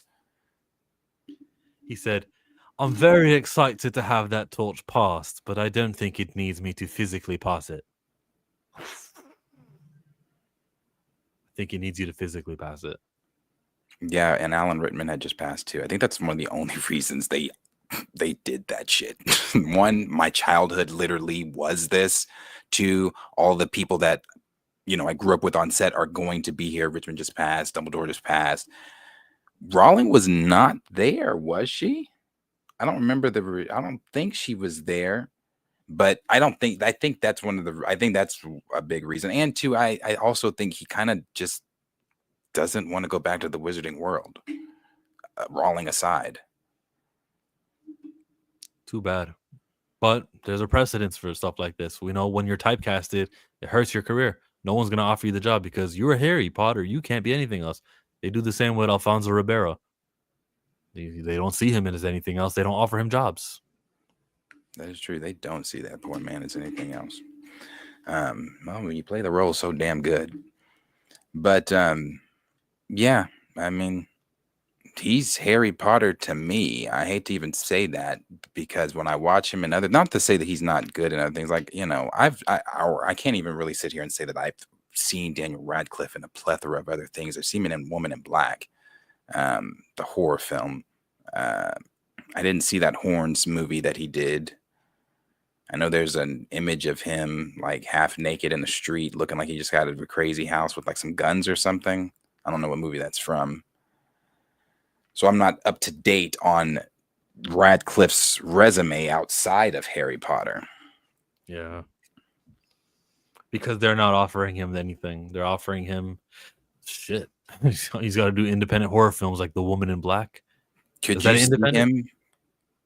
Was it independent? No, it was a Blumhouse, I believe. Distributed by CBS Films, Alliance Communications, SF Production, Exclusive Media Group. I never heard these places. Okay, so it's not a Blumhouse film. Yeah. Lionsgate is a big one. Lionsgate is Tyler Perry. What? Well, it's not Tyler Perry, but he uses Lionsgate. Like that. Lionsgate is the one that plays before like Diary of a Mad Black Woman, their little logo. Okay, it's distributed by Momentum Pictures, and then it's got United Kingdom right next to that. So maybe Momentum Pictures means something to the UK, who've got a population of 60 million people. Compared to what United States is 360 million? Is it? I'm not sure. Like this is this one right here. No, 340. I didn't mean to take you out like that, but you know this. You can't see this and then automatically hear. It's like what's one of Tyler Perry's intros to one of his songs? Well, you know, I definitely see this and see the intro to Family Reunion with the roses after she just got her ass beat. Yeah. Sure. I'm still not over the black Snape thing. That'll be very weird, very hard to get through. But Oh, sorry, I was looking at action figures. Don't we're, mind. we're gonna be talking about how we're into like other Marvel, DC, and how we're lacking, and we want a new franchise. Harry Potter's gonna fulfill that, bro, along with House of Dragon, and there's gonna be room for Avatar, The Last Airbender, not the Blue People, but sure, every 3 years in Christmas we'll watch the Blue People too. There's gonna be franchises that are gonna fill in the spots, and Harry Potter is big and powerful enough and culturally relevant enough for me to like enjoy. It's me, what you were talking about editing. Is it worth editing? Yeah, I can sit down and actually edit a video talking about Harry Potter, and there's very few franchises that are doing that for me. The Harry Potter franchise, let's go. Yeah, that House of Dragon, they better bring it this 3rd season. They better bring it. Why'd you want to cover the Chronicles of Narnia? Because it starts filming. Greta Gerwig's Narnia movie is now filming. Star Emma Mackey, Daniel Craig, Carey Mulligan, and Meryl Streep as Aslan. Reportedly adapted the Magician's Nephew? Adapting the Egyptian's Nephew or Magician's Nephew? What the fuck is that? Released. Why is it not adapting Narnia? Releasing next year in IMAX, unless that's something in Narnia. I'm just not familiar with it. And it's releasing next year in IMAX and on Netflix. She bought for that. She fought for that IMAX spot. Like fought, because it wasn't. It's supposed to just be for Netflix. Just for Netflix. But she fought tooth and nail for that IMAX, those IMAX screenings. So she agreed to this project before the IMAX thing. Yes. Now, the whole thing with it is she's going to change this. So the Narnia that you are, I believe, where a lot of us are used to, we step through that dresser and we walk into Narnia and you're met by Mr. Thomason and you meet, the beavers and everyone else. And Aslan's a guy, and hell, the witch might be a dude. I'm not sure. I know Aslan's a girl. Well, I don't know, I don't know if they're making it a female lion or not, but Meryl Streep plays the voice. Can you imagine Meryl Streep's voice on Aslan, the male lion? But we'll see. We'll see. I watched a couple of these and I didn't finish them all. I know it's a big franchise. I know people love it, and I was not really into it. I was weirded out how they called Santa Claus Father Christmas instead of Santa Claus. It's a different place, though. It's not here. The first Narnia, I stumbled upon it when I don't remember. I might have been in middle school. What year did this come out? What was this? 2006? I don't know. I think I was in middle school when this one came out. And I saw it on, I think, Stars. I was at home. I think I was watching it on Stars, and I was like, "Oh, what the? This is." Oh my gosh. Yeah, this was, I think that final battle between Aslan's army and the White Witch's army, when those eagles start dropping them rocks on those running fucking cheetahs and shit, I was like, oh my, this is peak shit. This is so good. Like that, the whole movie though. I love the movie. I like them. I like Prince Caspian. That one's a good one. How many others? There's 3. I think there's 3. So yeah, they're not, the last 2 aren't as good as that first one, but they're good. The Lion, the Witch, and the Wardrobe. Shout out to this franchise. But again, with franchises and why we always say recasting T'Challa is important, they're rebooting and they're going to give you the same characters with just new actors playing them, and they're rebooting the reboot. We are not getting their kids in the Chronicles of Narnia sequel or reboot. We're getting the actual characters themselves. Oh, and then NYC said Magician's Nephew is book 1 of Narnia, the prequel to The Lion, Witch, and Wardrobe. Okay, so this is this is before, or well, they're adapting. So so this is before the kids. Yeah, I thought the first book was Lion, Witch, and Wardrobe. He said there's 7. He's read them all.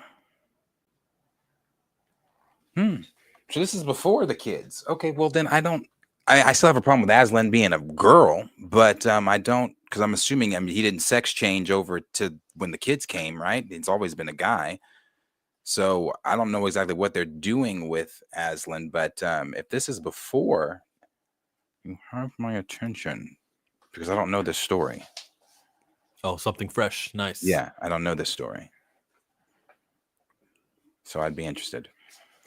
Are you more interested in this or more interested in a Fantastic Four sequel?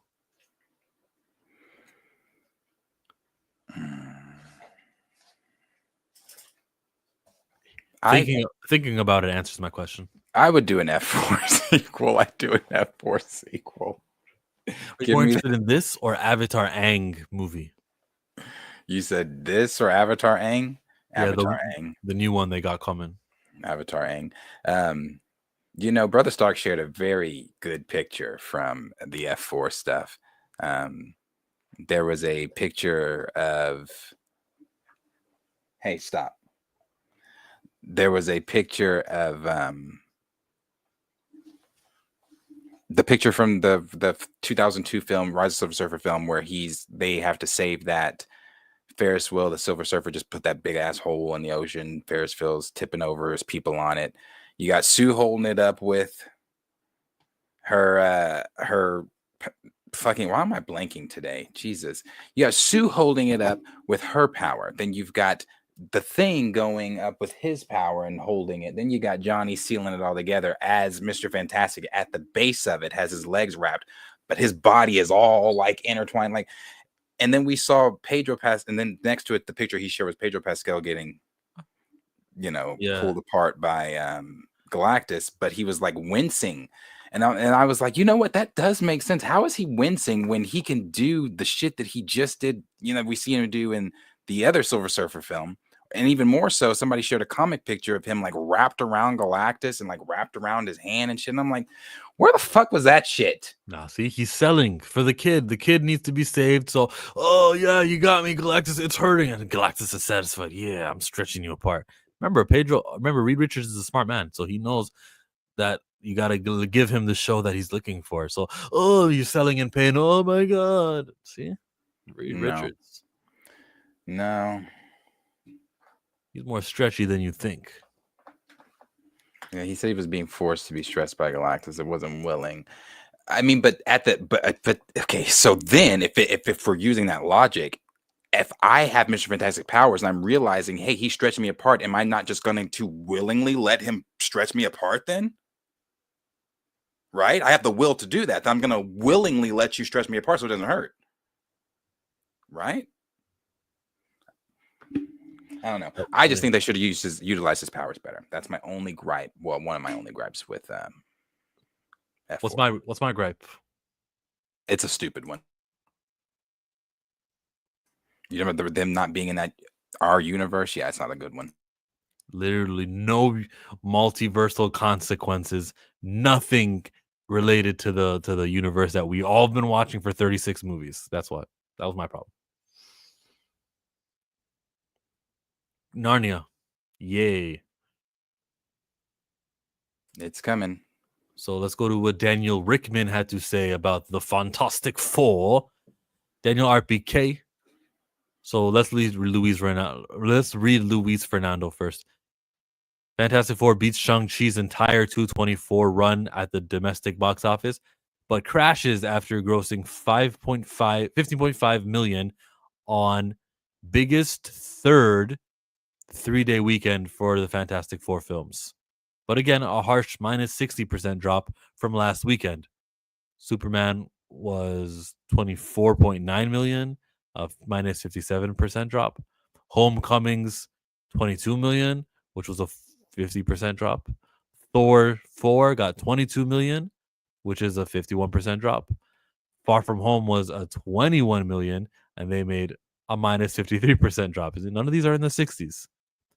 Hit by a minus 525 theater loss, including IMAX on Friday, and Friendly Fire from Freakier Friday. He must mean that's a Disney movie, I think. Is Freaky Friday a Disney movie? It is, yeah. Mhm. It is. Fantastic Four hits a 230 million cume at the US, beating Shang-Chi's entire 224 run domestically. With legs much weaker than expected, now eyeing a 260 to 265 million run in the US. A minus cinema score though. So that's cool. What does he know? These guys and their box office numbers and all that. What did Richmond say? I don't understand why this is happening. Another 60% drop from last weekend. This makes me sad. Why do you think this is happening with Marvel movies? And should we start worrying about Avengers Doomsday? No, you're fine with Avengers Doomsday.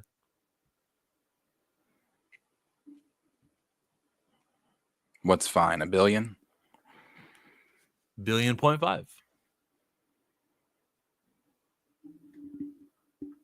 I mean, of course, we'll see. We will see. We will see. So why is Daniel Radcliffe dumbfounded? We know one thing. International box office, China doesn't care anymore. I don't know why, but I know that's the case. So just why? Why is China not viewing American shit? Yeah, why aren't they showing up? Oh, I don't know. Maybe because we have a dumbass in office that has turned the entire world against America. So people aren't. Didn't you say in Canada you have a deal that shows you what other countries, where it's other countries are made for and where it's made from for us, so people don't buy the American one? Yeah. Yeah, well, that's happening not just in Canada. That's happening around the globe, buddy. So people, that's in China, when you're tariffing and sending tariffs over to China the way you are and pissing China off and all this kind of stuff, they're not going to view our films. You're saying that films have to be made in America and things like that. I mean, it's that's the political scope of it, but there's other stuff added to it. But that's the political range of it from his dumbass.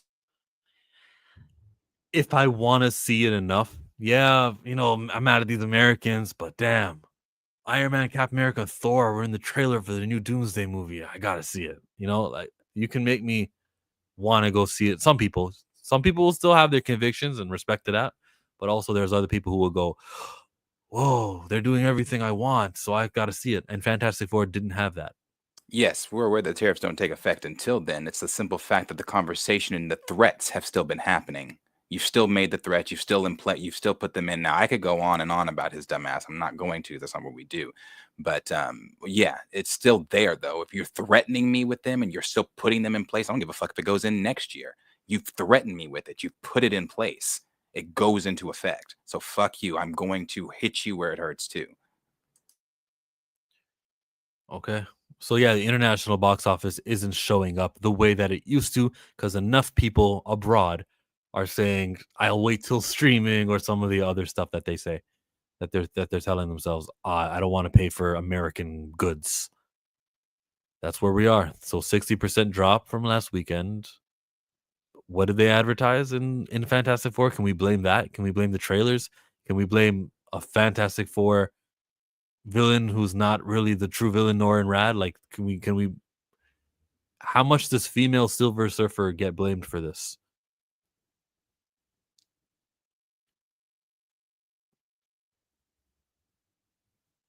How much is super bad? Female Silver Surfer.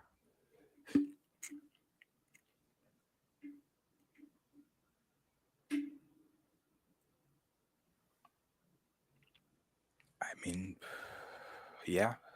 I think it's a factor. I don't know how much of a factor, but it's a factor.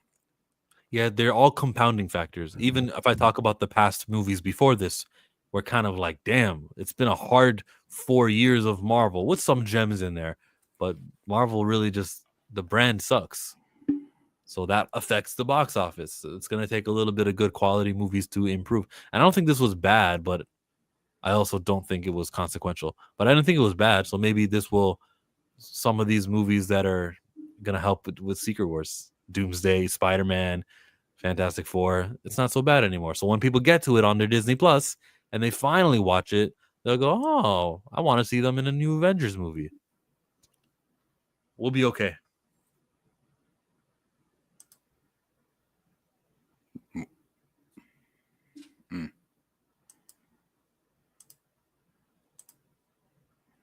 You mean like you're saying so you're on the same thought wavelength as Feige is thinking like, oh, once the four are seen in Avengers, people are going to be like, ah, the four. I Yeah, want to see them more. yeah, I think so. You know, I remember being so just utterly curious about how Fantastic Four would do with in Superman and Jurassic Park. But I don't think I've been ever more curious about a box office than I am about Avengers Doomsday. And I typically don't give a shit about box offices. I'm not that guy. I'm not that guy that's like, ah, the box office, the box office. Now we talk about the box office here, obviously, but I'm not the guy that's like running box office numbers. I have never been more interested in a box office for a film than Avengers Doomsday. I am so curious as to not just the box office, just the excitement. Like I'm so curious when the tickets release, or is it gonna be that? Because the last time I had that feeling, or not even feeling that experience with Marvel, was No Way Home, where I had to keep refreshing and refreshing and refreshing and refreshing, trying to get my tickets for No Way Home. Is it going to be that effect? Are people really going to run you over trying to get to Avengers Doomsday? I'm so curious what this film is going to do. Right now I just don't see it doing any of that, but I'm very curious to see what it's going to do. That could change after I see the trailer, maybe word of, people trailer is going to be coming at the end of this year, a teaser at least. Too soon. It's a Christmas It's movie. not. We've had this conversation. Are you short-term memory, Dory? We've had this conversation. We talked about it. What did Star Wars do? What did Endgame do? They released those trailers back in November before the December release of the next year. It's a teaser. They're going to get people ready. So they're probably more than likely going to drop a trailer at the end of this year. A teaser trailer at the end of this year.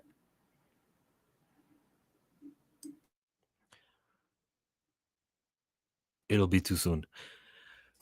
Please But someone go to the morning report and pull up where we had this conversation where no, yeah. The Star shows Wars that- Force Awakens trailer happened a year before the movie. You're right. That did happen. And my opinion is that it is too soon to get that wasn't people. your opinion then, though. So what has changed? No, my opinion that it is too soon to tease a movie that is a year out that's my opinion right now. That's my opinion. Then what did I say? I said is that, oh, that's a new precedence. And then I saw that it was a year before, right? You got it. You got it. My opinion right now, today, talking to you, is Okay. that it'd be too That soon. wasn't what you said, but neither here nor there. I don't think it's too soon. I think you give a teaser like they typically do. You give a teaser. You get your teaser out there. You get people talking about the film, especially in the climate that Marvel's in. I don't know when you would want them to release it. Whether it be January, February, March. Film comes out in what is that? When does that come out in 2026? Is that a Christmas release, December? Yeah, that's gonna be a crazy Christmas release. So you would have them release it what, March? In March, you're going to get probably an official first trailer. You tease them in November, boom, boom, boom. I'm sure have RDJ's voice over some shit, getting people all hype, blah, blah, blah. Spider-Man, hey, everyone. I'm sure it's going to be all types of hype shit like that. Teaser, teaser, teaser. Then you get your official trailer sometime in March, April. Then you go down and get your second one. Then you get all the fucking unnecessary movie clips. I think when Spider-Man Brand New Day is in the movie theaters, one of the trailers that plays before that is going to be for Avengers Doomsday. And that's a July release. Spider-Man is. I can see a teaser, but after Spider-Man comes out, then you do the official trailer because you'll have some spoilers and see what Spider-Man's role is for Doomsday. So you kind of have to wait. I think you wait for your official trailer till after Spider-Man releases. But we're not in charge of marketing. They are. I don't. Good luck, Marvel. You grossed $2 billion for both Infinity War and Endgame. You probably won't do that again. You probably won't reach the $2 billion mark. But like, so what? How many movies ever have reached 2 billion? 6? You'll be fine, I think, with what you do. You think so? You're concerned Doomsday doesn't even reach 1 billion. Oh no, I'm sure it'll probably do that. Okay. It'll probably do that. Yeah, we got nothing to worry about then. I think you can't gross $1 billion and not be profitable unless you're Kathleen Kennedy. I think you'll be fine. I think they'll be fine.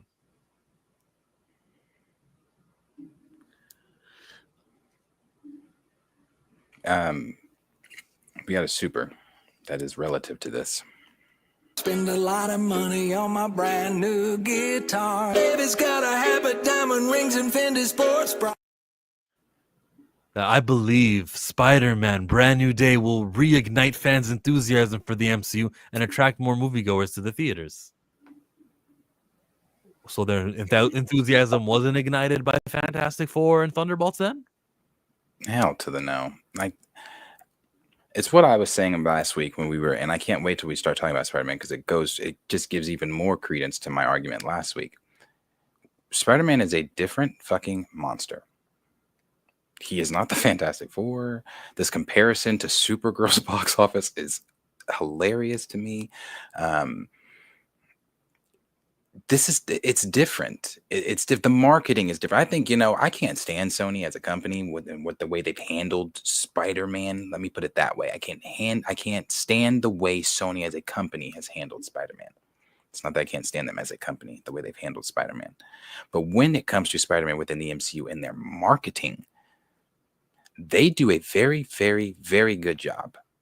They do a good job. Like allowing Tom to put out that minute 30 clip that they just put out.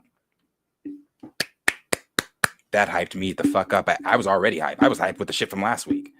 I was hyped when he ran out of the little fucking door and revealed the suit. I've been hyped with the rumors before we even saw him in the suit. It's Spider-Man. We're dealing with a different monster. So I do think, and I would hope, especially, and I think I said this last time we talked about Spider-Man, if we're believing rumors and stuff again, then he himself, Robert Downey Jr., has always been rumored to be in a post-credit scene in this film. And if he's in a post-credit scene in this film and he is Dr. Doom, then absolutely that is going to ignite enthusiasm for Avengers Doomsday. I'm one that's not even like NYC said, he's more interested in the X-Men. That's where I am right now. I'm like Avengers Doomsday, I'm hyped for, but I'm be honest with you, I've said this too. I am way more hyped for Brand New Day than I am Doomsday. But who's to say after I see Brand New Day in that post-credit scene, someone who's not really that hyped for Avengers Doomsday, which is crazy. I'm ready to see it, but it's not. I'm like it's crazy. I'm not in that space yet. So maybe after Avengers or after Brand New Day, when we see that post-credit scene, bro, if he shows up and it's gonna hype people up. But Spider-Man is definitely doing that alone.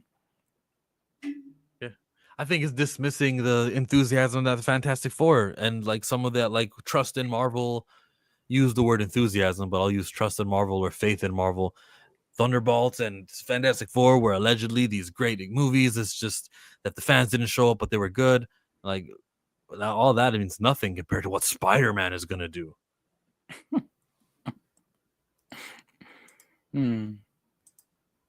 What is it that what enthusiasm was around Thunderbolts or Fantastic Four?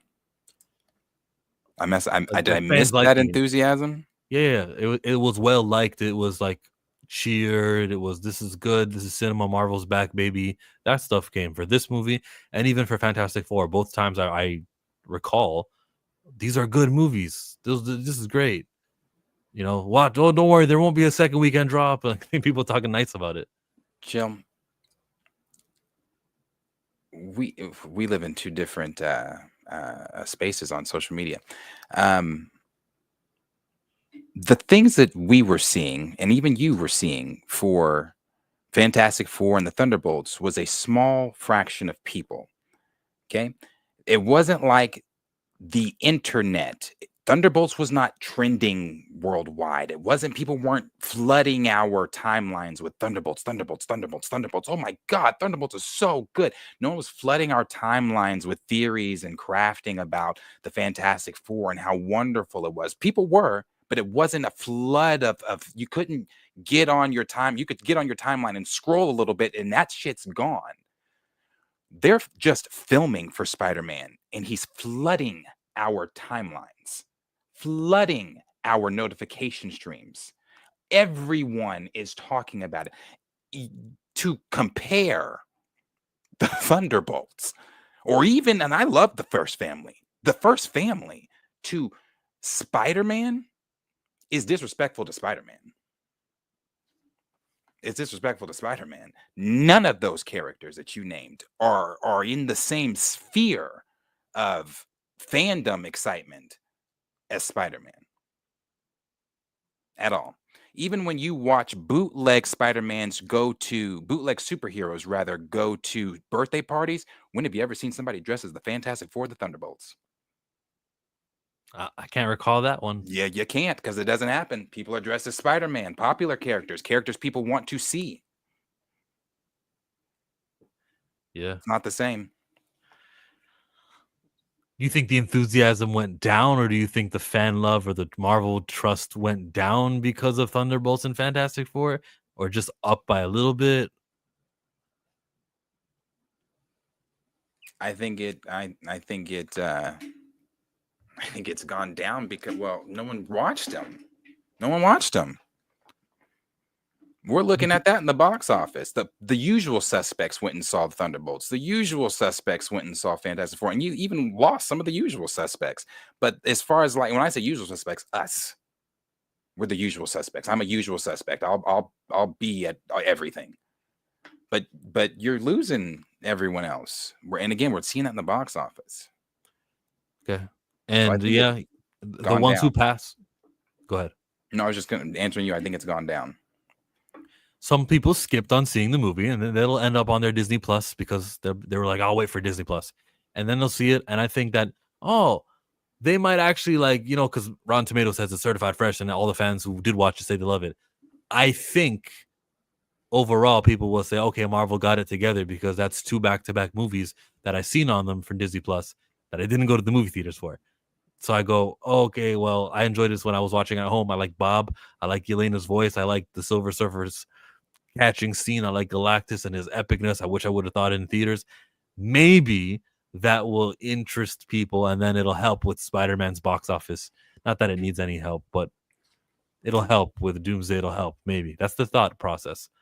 But I don't know. There's no enthusiasm meter I could use to, like, check and read, or however that would work.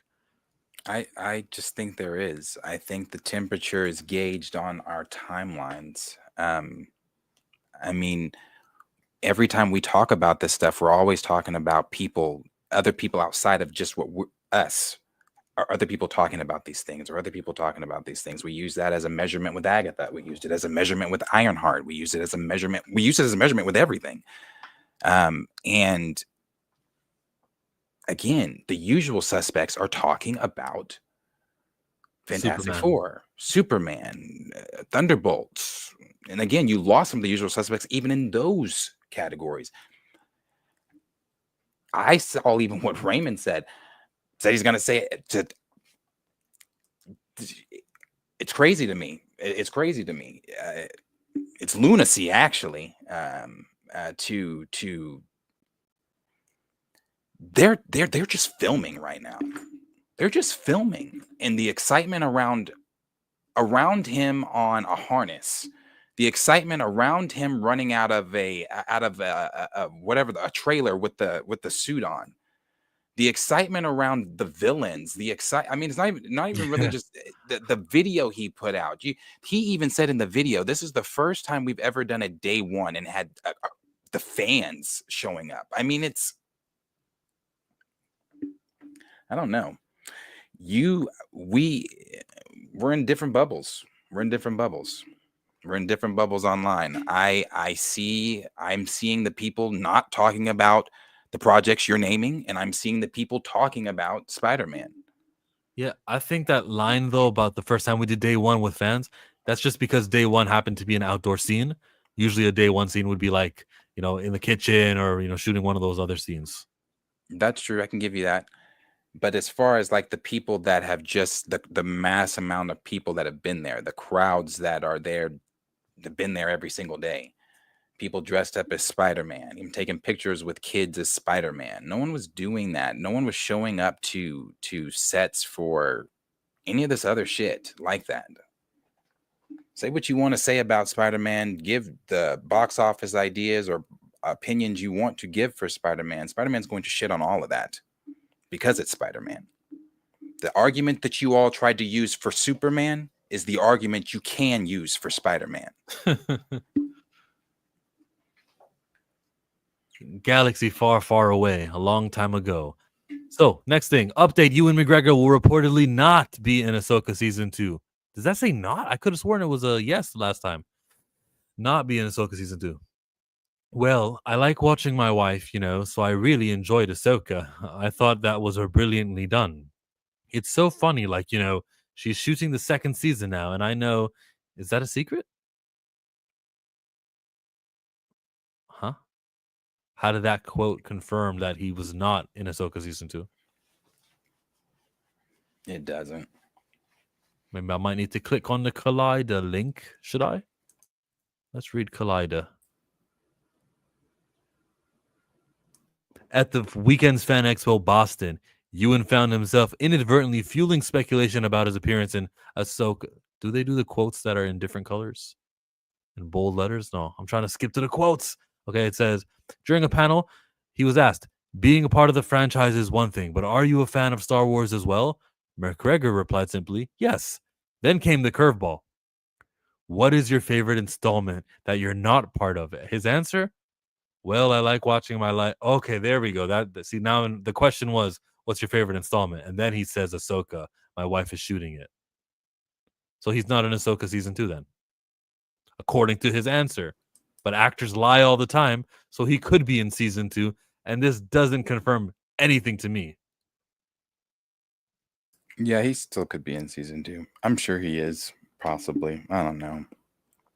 We would love him to be in flashbacks of from Clone Wars stuff, live action stuff, to actually see them. That'd be cool. Thought we were gonna get more of that in Ahsoka Season 1 with the flashbacks with Anakin. The only thing I would hope that they do more, obviously it's not a big movie budget, so you can't put out a full, well, I don't know, you have CGI, so full scale battle. But even in Ahsoka Season 1, when we had that flashback in the Clone Wars, they were on,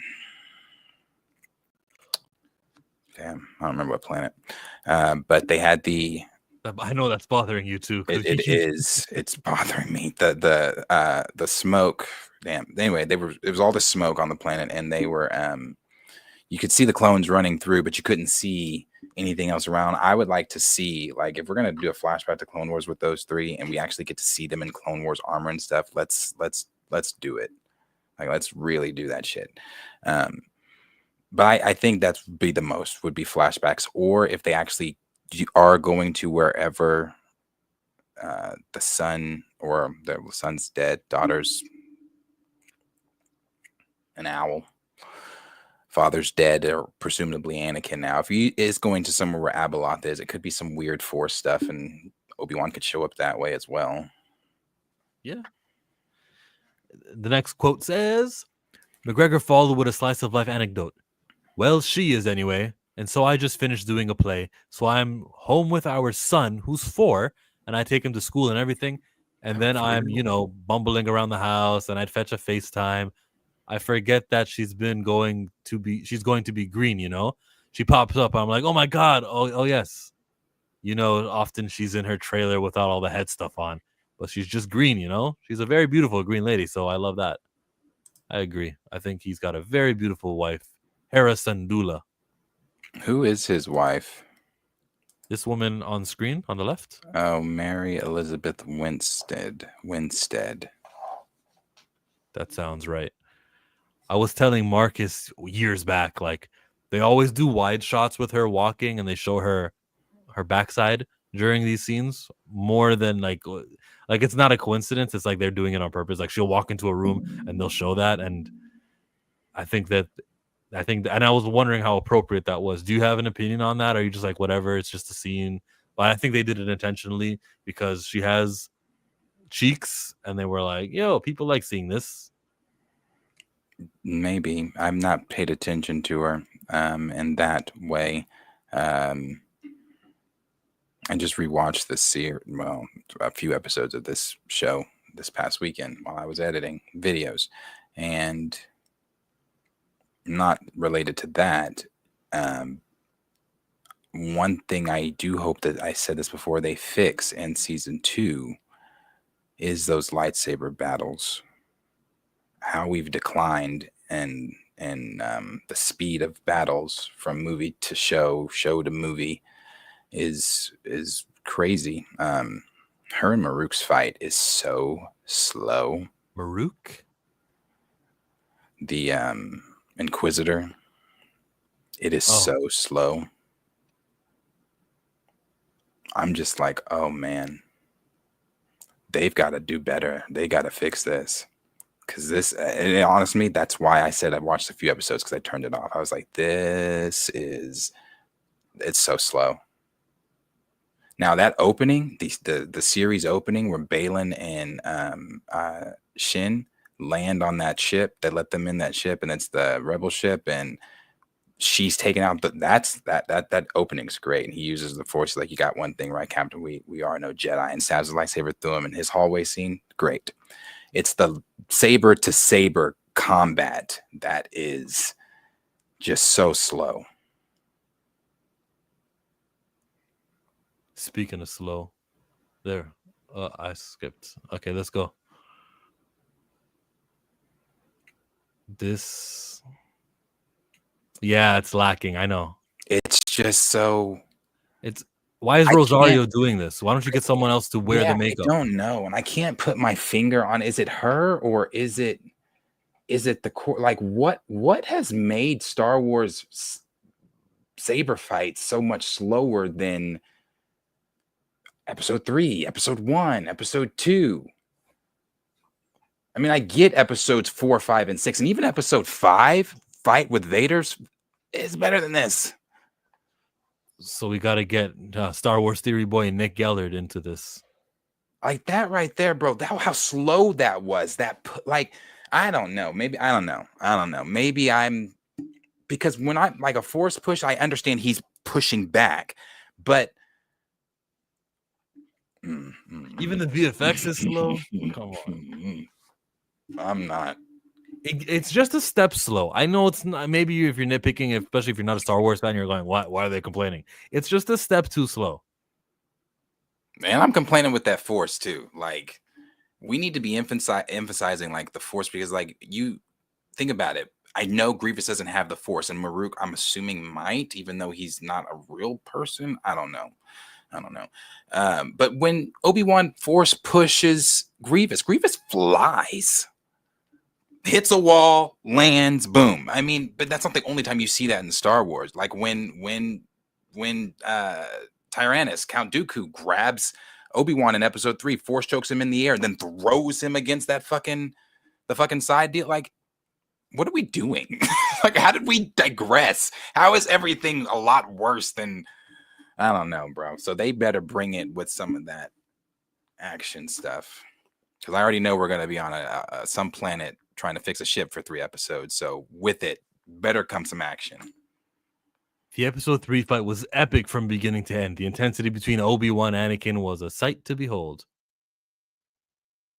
Revenge of the Sith episode 3, not Ahsoka episode 3. So I was going to ask you Oh no, go ahead. what episodes were you rewatching? Ahsoka season, that one. What episode is that? That's episode 1, ain't it? Maybe 2? Yeah, episode 2. And wherever I stopped, I stopped at the episode where Hera's warning them that it could be Thrawn, and she's asking that one senator, where were you during the war? What side did blah blah blah, all that kind of stuff. So I stopped there. But Ewan McGregor, even at whatever he just confirmed, that whatever place he was doing that interview with Collider, he also said later in that interview that because he got asked about, he always gets asked about the fight with Ray Stevens from episode 1. He even said we had to slow that fight down because we were going so fast. So what we see on screen is slowed, and that fight is extremely fast, and it's slowed down. So there is no excuse for what the fuck we are watching in 2025 from 1999 with a lightsaber battle. It's crazy. I just saw Ray Park meeting with Star Wars Theory at one of those conventions. It might have been Boston too. Mike, a notorious prequel hater. That's because you're used to the dancing that you and Hayden were doing in Sith. Not everything has to be ultra extremely kinetic. No. Everything needed to be that way, Mike. Well, first of all, if we're going to really compare it to something like that, Star Wars gets its inspiration from old Western films and really from those old samurai films. That's where lightsaber battles come from. So when you're watching old samurai films, it's not obviously fast like a lightsaber, but it's poetic like a dance. So every lightsaber battle is poetic like a dance. It is a dance. That's right. But it's supposed to be sped up more. Right. We are not in 1999. I know again, I didn't know you were a prequel hater, but yeah, go listen to George talk about Star Wars. It's stop fucking moving. It's supposed to be a dance. I hope you're talking to an animal and not a person. I'll be right back. Who else is here? We'll be right back. Or the raid guys, they need Park back. Nick or Ewan Wu Ping's team. The episode 35 was epic, hopefully. RIP to Ray Stevenson. That's the actor who plays Baylan Skoll. Hopefully we get some more awesomeness from the Baylan Skoll character. Gotta be a different choreographer. I guess we're all in agreement there. But Star Wars is going to live on and they'll be fine. There was another Star Wars story that we were supposed to cover. Just a reminder that Kathleen Kennedy has until the end of the year to leave and not work there anymore. The next Star Wars story to tell is this one here. Hayden Christensen wants to return as Anakin Skywalker after Ahsoka season 2. And hey, listen, bro, if Disney, if maybe he was typecast just like Alfonso Ribeiro, maybe he hasn't been getting all the roles he deserves to be getting and a chance to stretch his acting. But if Disney was blackballing him and telling other studios, hey, listen, don't hire him for anything. We want to be able to negotiate him something reasonable. It worked because now he's willing to come back. 100%. I'd love to. Yes, if the power that be decide that's something they want to see, I would be there in a heartbeat. Shit, play hardball, bro. You can't be that willing. So business-wise and career-wise, you need to be acting like, well, I'd entertain it. I definitely have to hear that meeting. That's the way you say it. But he was way too enthusiastic. He's low. Yeah, he's doing these conventions. He's doing these other ways of getting money because Hollywood isn't getting him money, but fans are paying. I'm worried for Hayden Christensen. That's probably not the take you had, but that's the take I have here. No, he said he wants to come back. He said he wants to do Vader stuff. I'd be fine with that. Yeah, I would like to see some prime Vader stuff right after 3, hunting down some Jedi. I would love that. I'm not a hater. I'm a prequel loather. Uh-oh. Looks like they were trying to make Darius Cameron more prequelish. Yeah, he owned you. I don't think you can recover from that one, bro. Johnny said, "I would love a Vader movie that's close to the Vader comics." I haven't read the Vader comics. Yeah, The Vader comics are dark. The Dark Horse Vader comics are some great shit. Some great shit. how old's Hayden Christensen now? Somewhere in his 40s, yeah. Mm-hmm. Probably like 40. I don't know, 42, 44. Yeah, he could be a clone of Darth 44. Vader.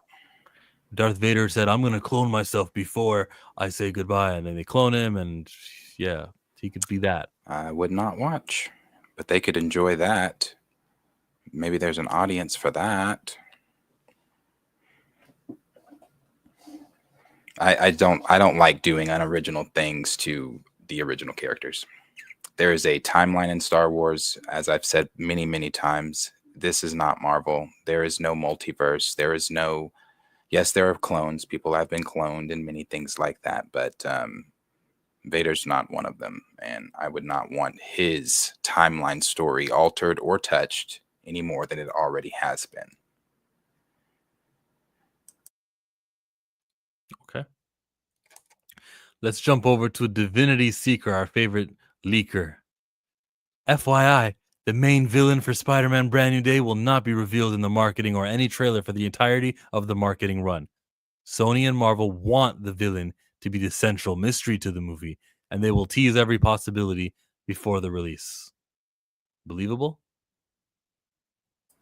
Maybe. I think so. We still don't know who the main villain is. My time says she knows who it is. It hasn't been given. I think that's smart, though. I think it's smart to not.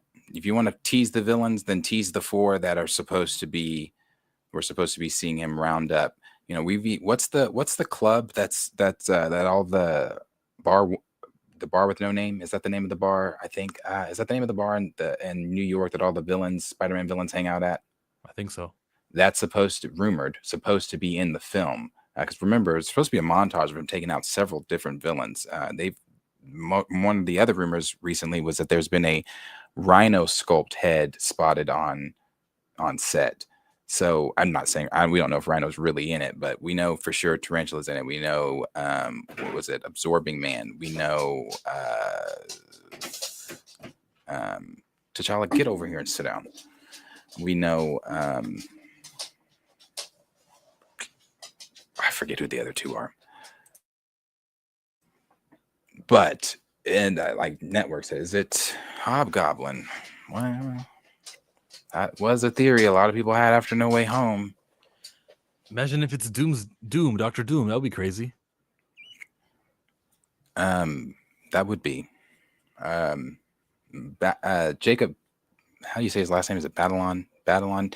After No Way Home had said, he would like to see the villainous route for his character or something like that. Then, they had mentioned in No Way Home that something about his best friend became a villain in the other universe. Toby's Peter was talking to, I think, Tom, or talking to Jacob. I don't know, which I don't remember. And most recently, I think over this past weekend, Jacob Batalon shared to his Instagram a picture of him holding the Hobgoblin action figure with the eyes. I hope not, personally. I just don't want that. I don't want him as Hobgoblin. I just don't want that. Sony and Marvel want the villain to be the central mystery to the movie. And because of that, that's why I'm happy with not knowing who the villain is. If it's the point, it's a mystery. I know that the Batman had the Riddler mystery in that 3-hour movie, but it didn't matter that we knew going into it Batman's facing against the Riddler, because that wasn't the hook, right? The riddles were the hook. The riddles were what made us interested. So we could know that he was facing him, and it kind of got us interested. But yeah, you know what? It reminds me of Brave New World, where the Red Hulk shows up in the end of the movie. They should have never revealed that during the marketing. It shouldn't have been on the posters. It shouldn't have been on any trailers that the Thunderbolt Ross turns into the Red Hulk, because you saved it for the end. So if there's something that you are saving to the end, yes, Marvel, and Sony, don't tell me. Maybe if it was up to Marvel, they would reveal it, just like they did with Brave New World and Red Hulk. But if this villain isn't someone I see until the third act, and he reveals himself, and that's what the whole movie was building towards, why the hell would you drop that in a trailer and a teaser? And yeah, keep doing all of these misdirects. You said that right now. You said there was a montage of Spider-Man beating up villains. Rumored, grain of salt. It is rumored that, you know, what they say last week, Destin has a several different Spider-Man covers in his office, and rumored that a lot of those villains on the covers of those comics that he has on the wall are villains that are going to make appearances, including Black Cat, even though she's not a villain, in the film. Good. A lot of options, right? There's going to be 7, 8 people who are numbered who are going to be potential villains for Spider-Man. So even if we do reveal who the villain is, we don't know if he's going to be the main villain or is he just the montage villain. So I hope we can get through this period without really knowing who the villain is. And I feel like, oh, I'm sorry. Go ahead. You said and. It'll be Jacob Batalon as the Hobgoblin. God, I hope not. Yeah, if they get a big actor, they'll go, we're not going to waste a big actor on a big character like this and not advertise. But when it's Jacob, well, we can do him as a secret. Yeah. I hope not. And I feel like they say this with every Marvel film, but my time is saying that Brand New Day is being described as Captain America the Winter Soldier for Spider-Man. Again, I feel like that is described with everything. Did they not compare Brave New World at Winter Soldier? Everybody was like, oh, it's giving Winter Soldier vibes, coming out here lying. No, it didn't. And they knew that when they typed it. Yeah, I saw that. The Winter Soldier thing. It's being described as Captain America Winter Soldier for Spider-Man. So same with Thunderbolts. Yeah, they say that with all of them. It's really annoying. We're gonna have a more grounded movie. Remember CinemaCon? That's what Kevin Feige said. This is gonna be a much more down-to-earth movie. Thunderbolts. Yeah, we'll see exactly what who the villain is going to be in Spider-Man, but I do hope the same. I hope they do keep it a secret, or can keep it a secret the entire time, if that is something they're trying to do. That's another one of them. Scorpion is another villain. Michael Mando posted pictures of himself online this weekend in the makeup. Well, in makeup, like as he's looked like he had probably been in a fight with Spider-Man, beaten up and things like that. But he also shared the picture to the left there. My left, this one, yes. Shared the last one, the other picture last week, shared this one this week, and both pictures are of the symbiote going on Scorpion. And we know that the symbiote piece that was left in No Way Home is going to play a role in this film and get to Peter at some point for Secret Wars. But looks like it might be attaching itself to Scorpion in this film first. So I don't know how big Michael Mando's role is in the film, but I don't know how big into YouTubing, Instagramming, Twittering Michael Mando is either. For him to do this is probably Sony telling him to do this. This is part of our marketing strategy. Probably. I think Sony's not dumb. Sony's not dumb when it comes to, I guess, looking at the online success of Spider-Man and what people are saying about Spider-Man. I mean, they were smart enough to realize, hey, No Way Home is so big. What if we put it out for a second weekend? And it made buku monies then. So I think they know with Spider-Man over at the MCU, the marketing really hits because this fandom talks. This fandom is going to theorize. This fandom is going to da-da-da-da-da. So if you're telling Michael Mando, hey, go post this picture of Scorpion with the symbiote and then post a picture of yourself in makeup. It's like, oh yeah, that's gonna get him going. Because look what it did to him last week. So possibly. Yeah, these are cool. It is cool. It is cool. Yeah, that's the other one too. D Stizzle said it. Tombstone, Tarantula, I think it was Absorbing Man and Scorpion. Yes, I heard Gwen Stacy could be Sadie Sink's character. That's what they're saying. Maybe so. Then, and they're also saying there are a lot more villains that just haven't been named yet for Spider-Man. I mean, if you look at the picture that is in Destin's trailer or his office or whatever, it's pretty big and it's got several different comic covers on it that I'm assuming that from what's been rumored, they're pulling inspiration from. So whoever those other villains are, I'm sure they're right in our faces just on that picture. Because the villains announced so far on that picture. Scorpion's in jail. You don't stay in jail forever. It's been a long time since Homecoming. Joel Carey is reportedly being eyed to play Peter Parker's best friend Harry Osborn in the MCU. Ooh, a white guy. Why'd you say, ooh, a white guy? In Friendly Neighborhood Spider-Man, they race. Oh. Yeah, he's black. Good show. But I like Joel. Yep. Stranger Things. I like him. Do I like him as Harry? I don't know. I mean, I'm just happy they didn't race swap. I'm sure he could be. I'm sure he'd be cool as Harry.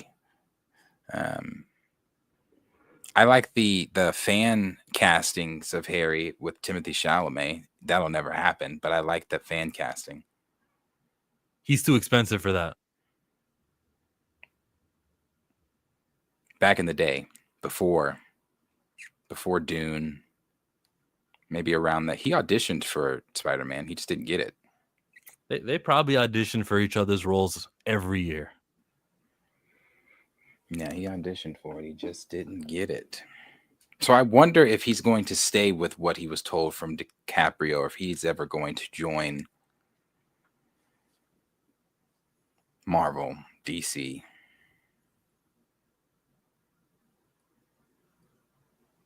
Don't know. But yeah, Joel Carey. I wouldn't be opposed to it. Like I said, I like him in Stranger Things. I think he'd be fine as Harry.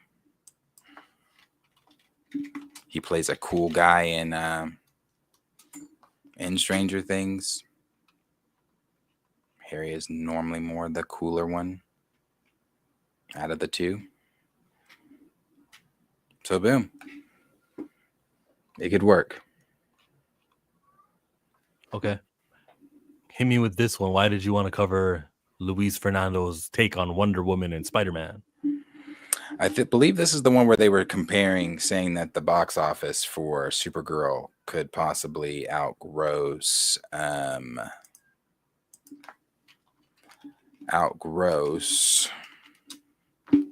Spider-Man.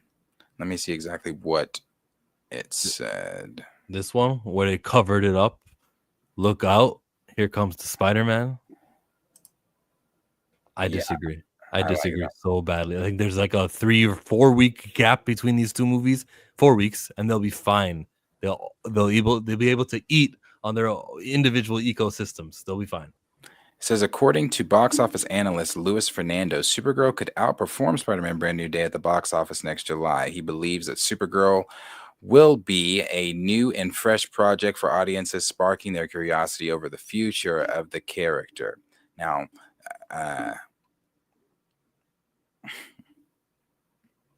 again, I don't know what happened. Did Spider-Man fall off because Marvel fell off? Is that the thought process? I maybe so. I don't know. But you know, I hate to always use this as an example, but it's a point because it proves their popularity to the popularity of the characters and things like that. Every time, you know, as a collector of figures, every time there's a new wave, there are always three characters that always are in three characters that are always in every single Marvel Legends wave. Spider-Man, Wolverine, Iron Man. every single time. And every single time, those sell out in every wave. Doesn't matter what the wave is, every time, gone. There's a reason Spider-Man is put in every single wave. There's a reason he is sold out in every single wave. And that's just one example of Spider-Man. I could use plenty of other examples of proving the point of who Spider-Man is. I don't understand why we're comparing Millie Alcott Supergirl to Spider-Man. Crazy world. Crazy world. It's Crazy crypto. world. It's really crypto. That's what they're for. They're really for crypto coming. Yeah, I don't see that at all. I see that making. Remember when I said, "Oh, Superman will make 300 million more than Fantastic Four"? I think Spider-Man will make 500 million more than Supergirl. Yeah, it's gonna. I've said, and I'm going to continue to say it. I don't think I'm wrong in saying this. Even in the, I don't think it's a film inflation or whatever. Because again, we're seeing films still make $1 billion. This is another one that's going to make $1 billion. Spider-Man's going to make $1 billion. Yeah, it's that July release. And then the other studios will look at what Brand New Day, what No Way Home did, and they'll say, "We can't put a movie after this. Let's chill." That okay, Spider-Man, Sony, you guys got your movie at that time period, so they'll get their space. They're fine. They're gonna do great. Mm-hmm. And no, I agree with this too. The movie prices being high. You know how much I spent on movies in July? Not just July. I just saw Weapons a few weeks, after Fantastic Four. Didn't go see Together because we were juggling money on going to see Weapons or going Together and everything else. We just spent all this damn money in the month of July. So I agree with this. I definitely agree. The economy sucks. Windows are small, prices are high, all that stuff. But people are going to show up to the movies they want to. I mean, like I said, Lilo and Stitch, billion. Was that the only billion? How many billions have we had? Just This year? Is that the only No. billion? This one this year? Maybe Minecraft, but I'd have to check that. Actually, I'm checking right now. Here, let's go to the domestic yearly. No, not domestic. I want internationally, worldwide. 2025. There's a movie called Nazatu that did it. Yeah, the Chinese movie. But they could be lying. That one. Yeah. And Minecraft is only 955. Jurassic Rebirth probably won't get there because they're at 800. No, they won't get there. Ooh, How to Train Your Dragon is really in 5th place. That I was going to mention that when I was just doing my little rant, but I knew it didn't make $1 million, but I knew it profited because that shit was great. People loved that. That was really good. Mission Impossible, that's a bad number. 595. I heard that wasn't good. I haven't seen any of the Mission Impossibles, but I heard that one wasn't the best. And Superman, which is still going, is at 578. And we know what to expect. Not Fantastic Four. I know I saw the report, but just seeing it is funny. Passing Thunderbolts and Brave New World. Yeah, good for them. See, they got that. So you can actually say we're getting better, we're improving. You see, because we made more than Brave New World and Thunderbolts. I can't say that. That is not an accomplishment. Like people keep sharing that. Like it's not an accomplishment. That is not an accomplishment. It's not like, oh yeah, we beat Thunderbolts and Brave New World. I hope so. So if you're Bob Iger and that's what you get told on the phone, yeah, Bob, hey, so my new movie, it made more than Thunderbolts and Brave New World. Yeah. Well, what do you say if you're Bob Iger? Internally, I'm sure he was throwing shit, but in front of us, he's, hey, numbers are good. They're so good, we're going to stop sharing our numbers. How about that? He did say that. I think he said streaming numbers he'll stop sharing, right? Yeah, streaming numbers, because it doesn't matter. It doesn't matter. In the grand scheme of things, it doesn't matter. Maybe where we are as just, economy and stuff, society, maybe it doesn't matter anymore. Maybe it's not that big. Rhino-shaped head prop. You told us this already, right? From that website Yes. that was seen on set. Maybe I should go to the website and show what that looks like. The rhino head in Glasgow, Scotland.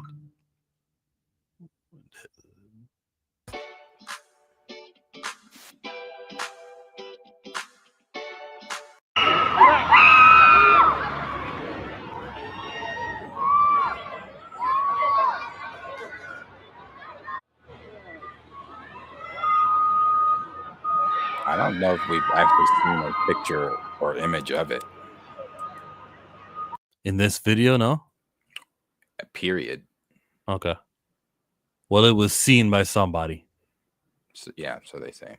And he's just waving. He needs to stop worrying about waving. Focus on your movie. Let that man fucking cater to the fans. Act. Or, stay in character. Hell no. Let him cater to the fans. You got little kids out there.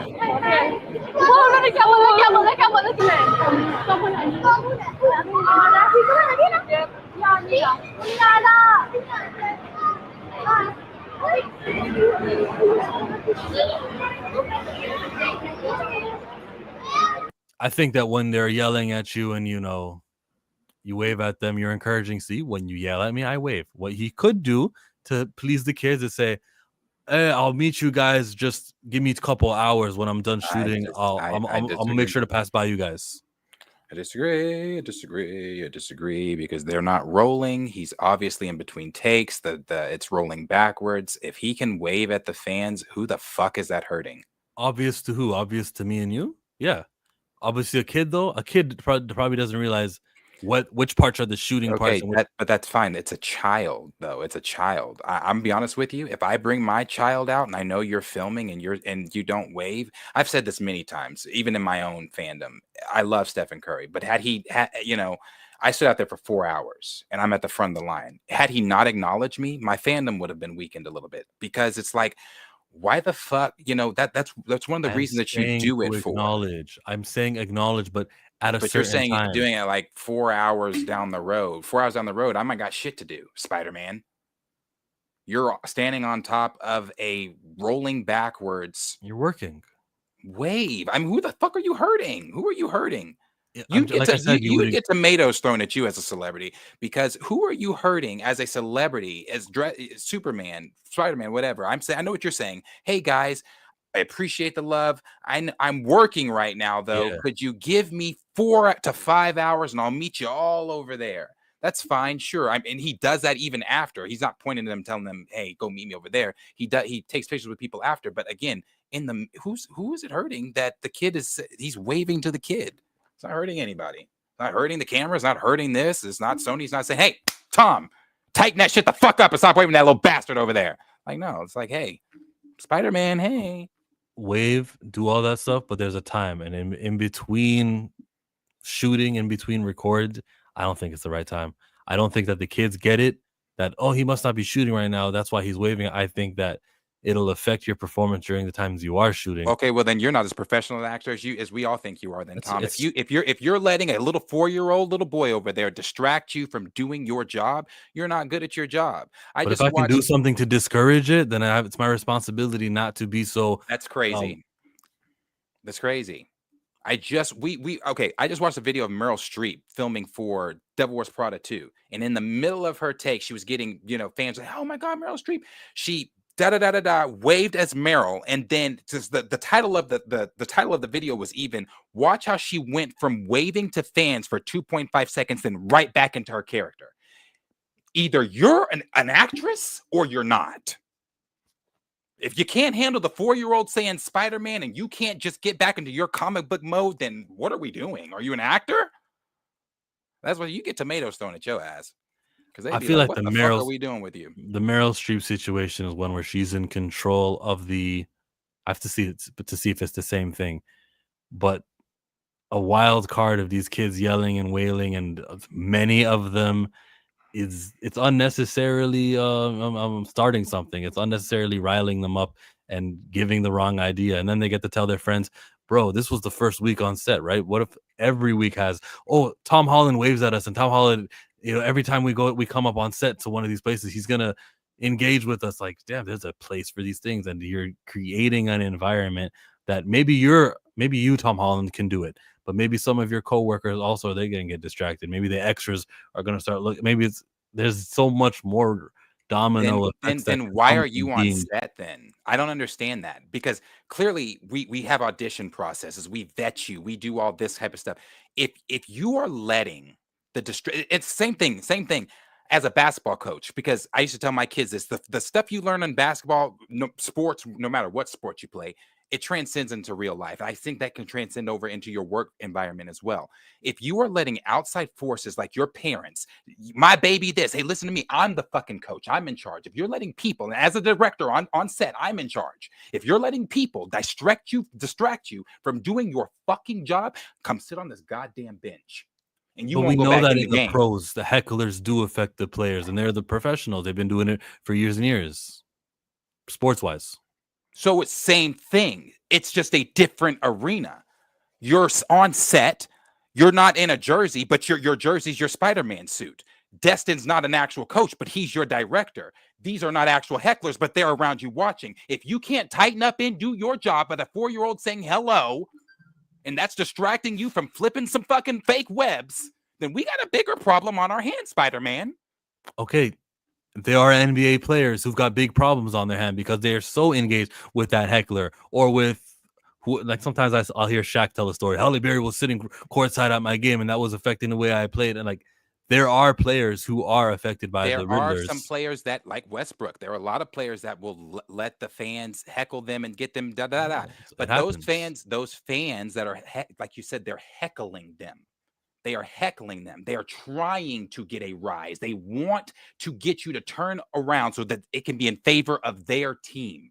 Yeah, This J.R. Smith 4-year-old saying dapping. hello is not in there. There's nothing. There's no heckling. There's nothing I'm trying to get you to turn your attention away from. Yeah, you are. It's a wave. You're getting the attention of here, Spider-Man here, Spider. Oh yeah, I see you. So, of course, Tom is going to have the professionalism to understand I have a moment between this take to wave. So I'm going to wave. But when the cameras are rolling, it's not going to stop the 4-year-olds from saying, Tom, Tom, Tom. That's where he has to have the cognizance to say, hey, he should. we're filming. He I'm not should. going to wave. So he probably didn't. I hope So he where are has we that, and I going hope every with actor. this? I hope every actor has the professionalism of Meryl Streep and has the ability to on and off. And I'm going to say that if he's in between, like he's on a tank, right? He's reversing, or he was on a car reversing. If that scene that he's doing this at, and like, and as they cheer and they're getting really loud and stuff, and he's like, yeah, gotta accommodate you, gotta make sure. If he's doing that so often, and then you just trained them to thinking, if we get loud enough, we can we can get a reaction. That's dangerous, not If just for you him, were a for every. director, I wouldn't want, and I was an actor, I wouldn't want to be on your set. Your set would It be happens. depressing. It would be it would be no fun. There are fans there. This is like he said in the video, this is the day one, the first day one where we've got to have fans around. They get to have fans around. I'm going to acknowledge them. That's something Tom says he loves the most Acknowledge about them, being yes. Spider-Man. Acknowledge them before. Oh my God, so many fans on No. set today. Wow, guys. Yeah, so we're just gonna shoot these things. Make sure that when we're done here, I'm gonna make sure that I say hi to everyone, get all my photos in. But let me just get back to work, guys, and we can have that relationship with our fans. Nothing wrong with that. It said not black, still not black. Talking about Kevin Feige. That I disagree. You're gonna hate. I'm sure you've seen it. I'm sure you probably said the same weirdo shit when watching it. But when he shared the little montage 1-minute clip of there, he's interacting with a lot of fans, waving to a lot of fans. But guess what? That didn't distract him from being able to do that little 1-minute clip, get it highly edited and produced and out. I'm not Spider-Man mad is at still that. gonna be out. When he's Still interacting gonna with be those great. fans, when he's lifting that kid, I saw the same thing.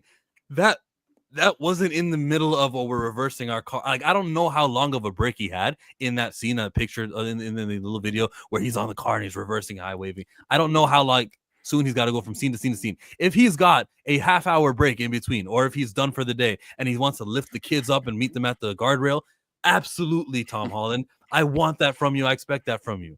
But if we're in the middle of shooting, like it looked like we were in the middle of, all right, take 2 now, just reverse the card and get it. I want you in action. I want you to think about what went wrong the first time that requires a take 2. Why are we reversing right now? But how do you know Tom's acting abilities and what he's able to handle and what he's not able to handle? I Maybe don't. exactly. So maybe you as an actor, you personally wouldn't be able to handle outside distractions. Maybe you can't. Maybe you're one of those people where everything has to be off for you to study or whatever.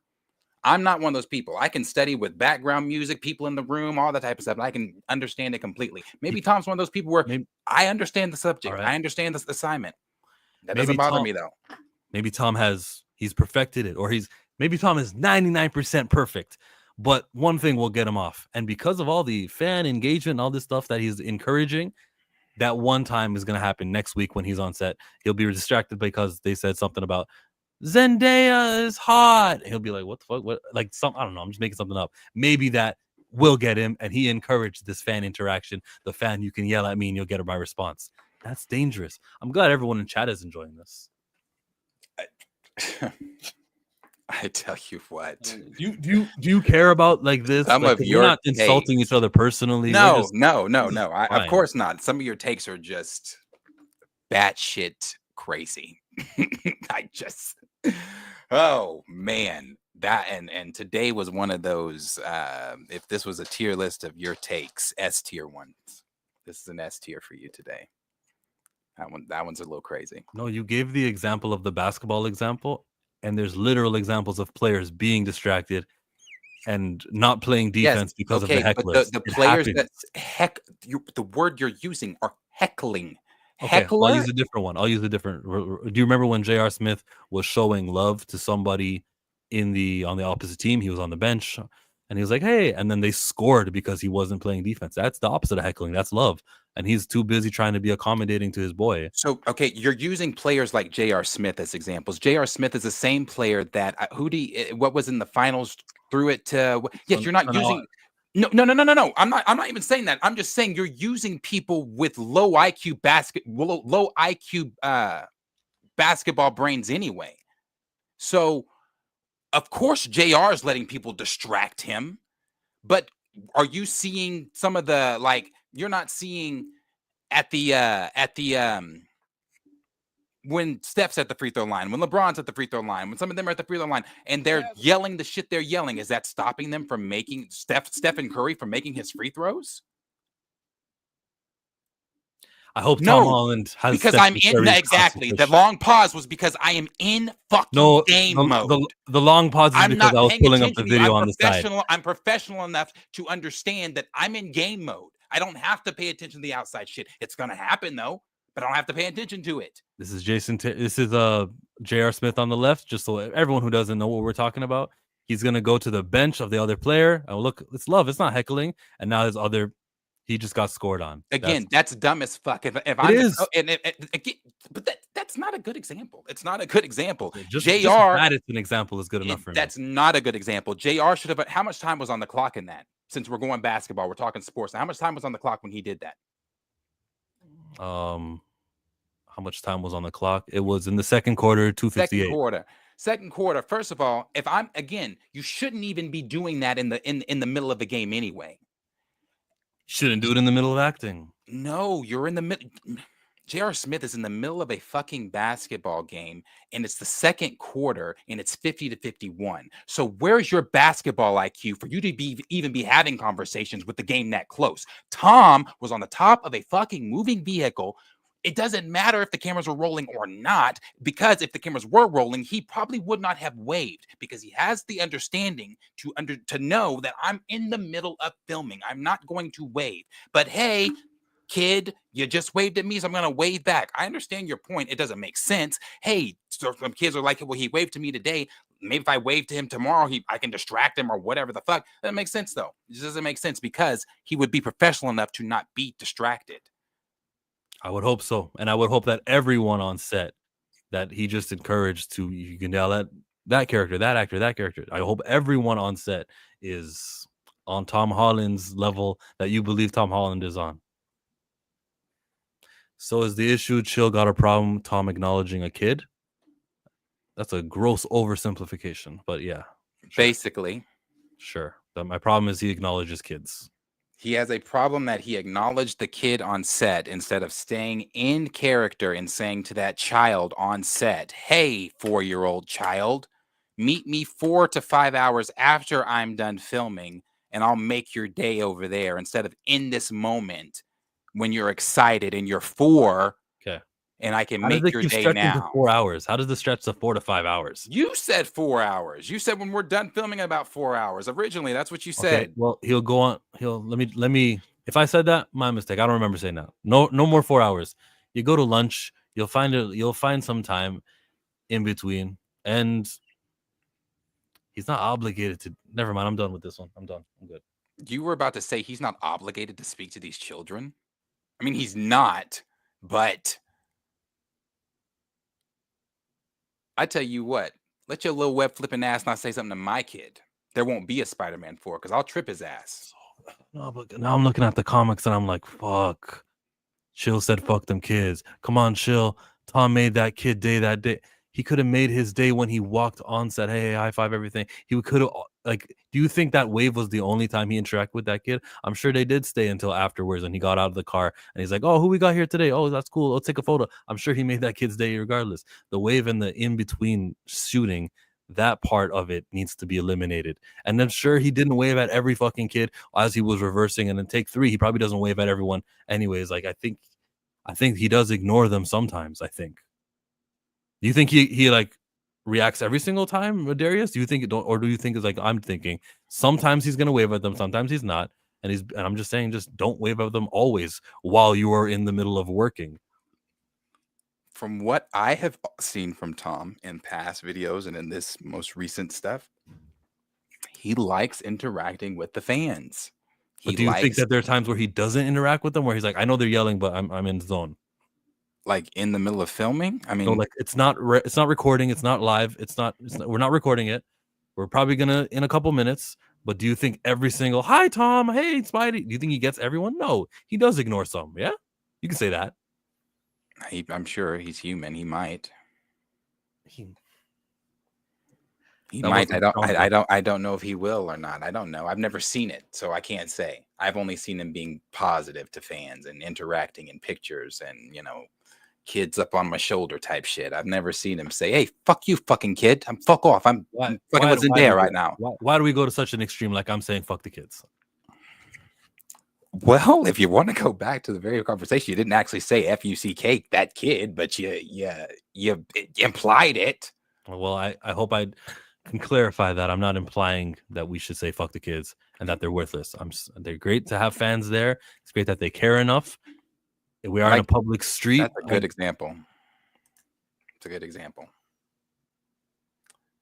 If he'd have done to me what he did to her, oh, I would have been viral for a different reason. I would have cussed his black ass smooth the fuck out. I would say, motherfucker, he ain't that good as Captain Falcon anyway. I'd have cussed him smooth the fuck out. And when I waited for Raven Simone in the rain, if she wouldn't have spoken to us, she would have got cussed out.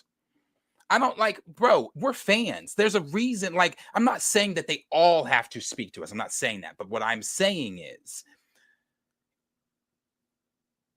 you're in the position you're in, obviously, because of your hard work, dedication, things like that. But to sustain that, you have to have the fans to help you get there.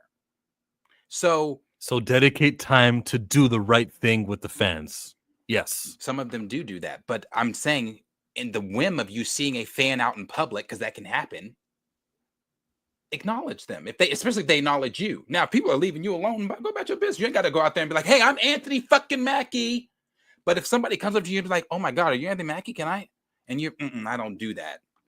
Nigga, you don't do what? That's crazy to me. I've heard pro wrestlers say we don't like it when they pull up to us at the airport. Like, if you want to see me at the entrance of the arena, that's cool. And you might get me to sign something, but there's places where I am the celebrity. There's places where I'm not the celebrity. So respect that. I'm sorry. They're human. I understand that. But at the end of the day, you don't get to take your celebrity off like it's a hat. When you go out, when Michael Jackson went outside, he was Michael Jackson. When he was in his house, yeah, with his family and stuff, they see him differently. But we saw him in his house as Michael Jackson, out of his house as Michael Jackson. You don't get to take off your celebrity and be like, oh, well, I'm just a normal person in the grocery store. No, sir. No, you're not. No, you're not. You're not a normal person grocery shopping. So fans are going to come up to you. People are going to try to speak to you. So I think you should just be nice and just be like, hey, let's take a picture. You want an autograph? I'll sign an autograph. Now, if it becomes a thing where it's like 1,000 people in a line, that's different. Hey, I have meet and greets for that. But if one fan comes up to you and tries to take a picture with you, I don't see any problem with that. Don't see a problem with it at all. I'm very different though when it comes to that. You see how acknowledging the one can encourage more fans? Oh, look, I thought that was Michael Jackson or someone lesser. Michael Jackson's a terrible example. I thought that was Anthony Mackie. Oh, look, he's taking a picture with them at the parking lot at the grocery store. Let me go next. Let me go next. Now you got a line. You just encourages more. Okay. But that's not even my point, though. I want to talk Tom Holland. That one I can't agree with. On a set, I can't agree with that. Yeah, on the set, as you're approaching, we're about to begin. Fucking shake every kid's hand, high five. Yeah, Spider-Man. Yeah. Now I'm working. If you want to do it at the beginning, if you want to do it at the end, you want to do it at lunch breaks, awesome. But in between the take that you were on top of the car and your harness there, just think about, okay, we're doing take 2. Let me do what I got to do. I know there's fans over there. I already said what's up to them, and I'll say what's up to them in a couple hours too. Not 5, but a couple hours I'll get them. And then if there's more fans later at the end of the day, I'm going to do the high five and the photo thing also. I think Tom Holland should have that principle, and every actor should have that. And we shouldn't create a you can scream at me, you greedy fans, get my attention just by asking for it.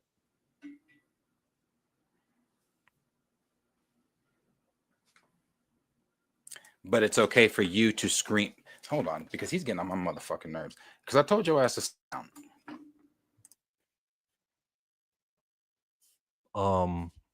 Fucking, Michael Jackson was still in Brazil. They don't care about us. He showed love to everyone. I watched the music video too. Yeah, Mackie hasn't made it to a place where he can turn down any positive interactions. You'd be surprised though when a studio is asking for Anthony Mackie and they're trying to get him. They're reaching out to him for his acting capabilities. They don't really care about the celebrity aspect. How nice is he with fans? They're thinking about that when they do the show with the clown. The show, the one on Paramount Plus. He about to meet his ancestors. Yeah. And what was the last part you just said before he pissed me off? What did you just say? You said shaking one fan's hand is going to encourage more. That wasn't it. It was something else you said. Oh, the Brazil thing with Michael is what we were talking about. Yeah. Damn, where was my mind going with that though?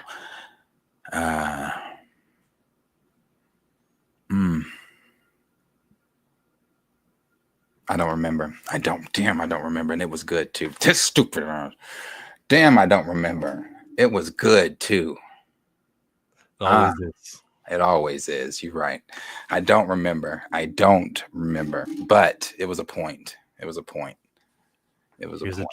Here is a new teaser, they call it. Let's see. Alrighty. So how you feeling? Yeah, I feel good, man. It's day one. My 4th ever day one on Spider-Man. It's funny putting the suit on. It feels different this time somehow. It's also the first time we've ever had fans on set for day one, so it's really exciting to share this with them. That's what I was gonna say. You're good? We've got some familiar. You said it's not okay for fans to come up and be like, pictures and things like that. But it's okay for you on your way to stardom to beg for me as the fan to be there for you, to be at your events, to buy your CDs, to spread the word, to do all this, to give you the views, the likes, the subscriptions. It's okay then. But then when I see you in public and I'm like, oh my God, it's Anthony Mackie, then all of a sudden it's, woo, I don't do that. That's the problem I have with it. You want the fans' help to get to that stardom. So you still need to be thanking those fans when you are at that stardom.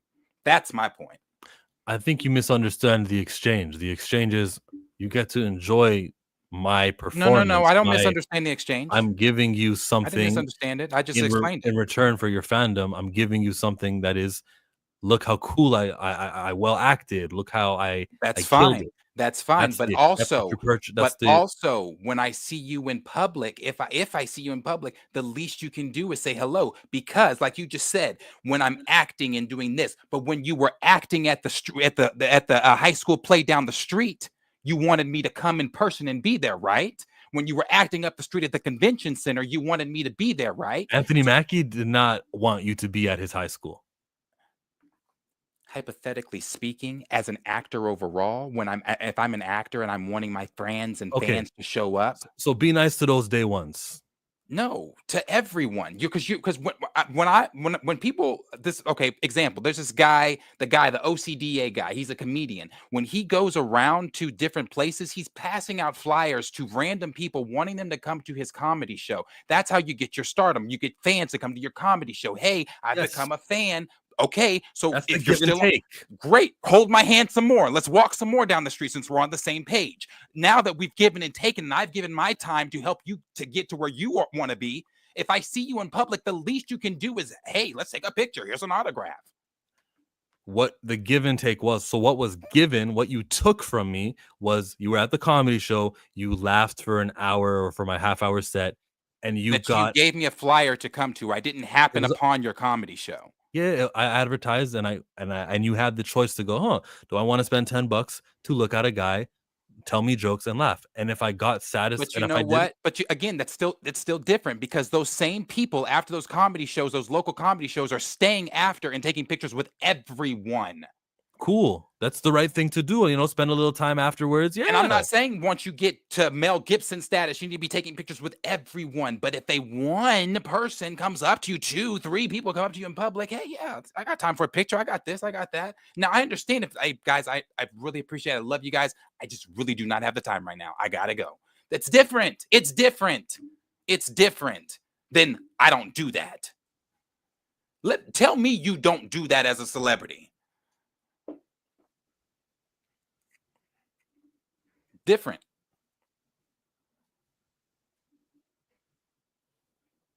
Again, as a fan, if I'm showing up, you should be showing up too. We've got some familiar faces on set. Oh, see you, man. I'm just going to do my best, hopefully get it right. No pressure.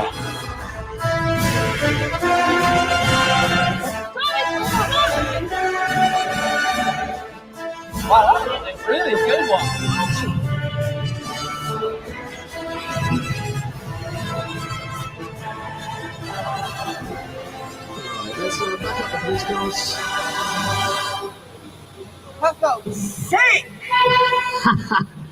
It's not until the this period here when I hear the song and I remember that is the same music that they had for that first trilogy, so they're not getting rid of it. While it's not as iconic as like the John Williams Superman theme, some other iconic themes, it's good. It's nice to have the familiarity that they're going to use that with the Tom Holland Spider-Man's 4th movie.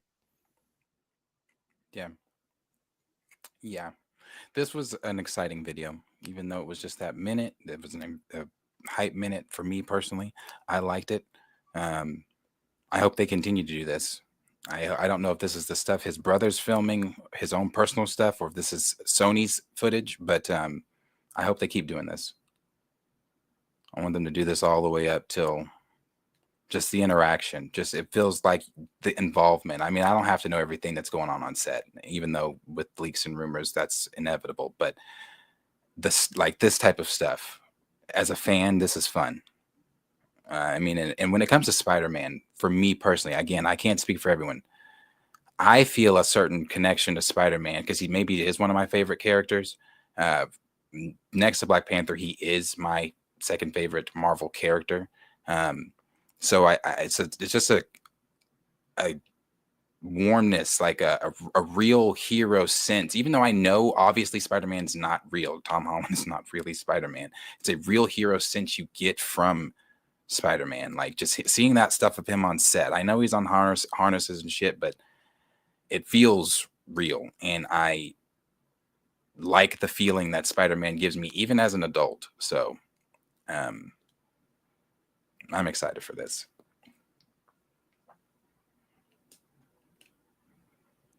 And that might be it. You sent me a couple other things. Here, you sent me the one of Jacob Batalon, or Batal, you know the one, the guy who plays Ned, Race Swap Genki. I mean, not Race Swap Genki. What am I trying to say here? You know the guy, this guy here. Now he's holding this. It's the Hobgoblin toy that he's got. Ooh. Yeah. I hope not. That's the picture he posted.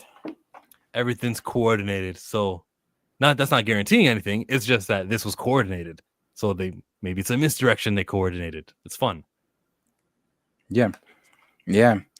I hope he stays Ned. Hope he stays Ned.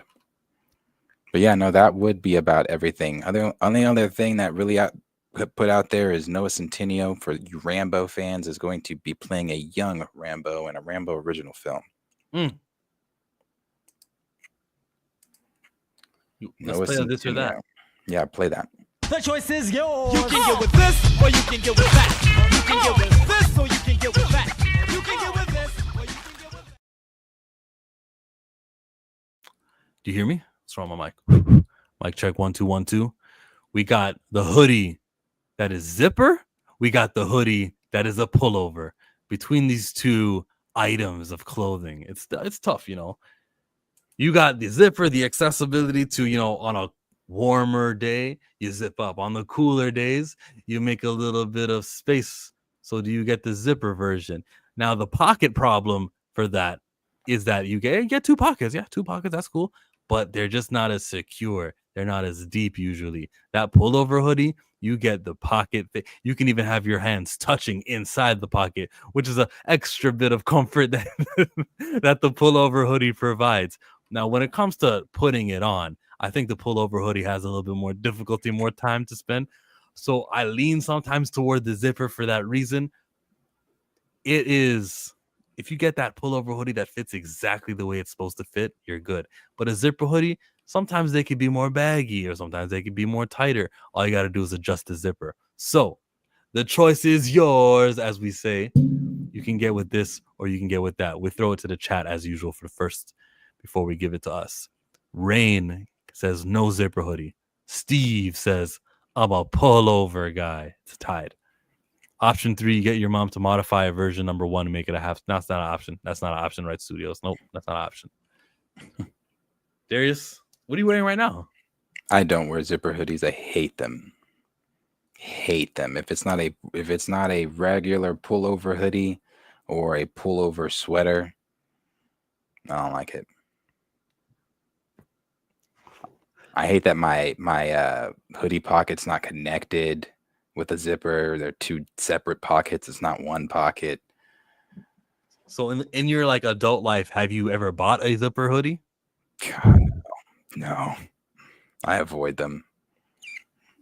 So if someone gives you I should do that. I should give you a gift. Now, like I have windbreakers hoodies that are zip.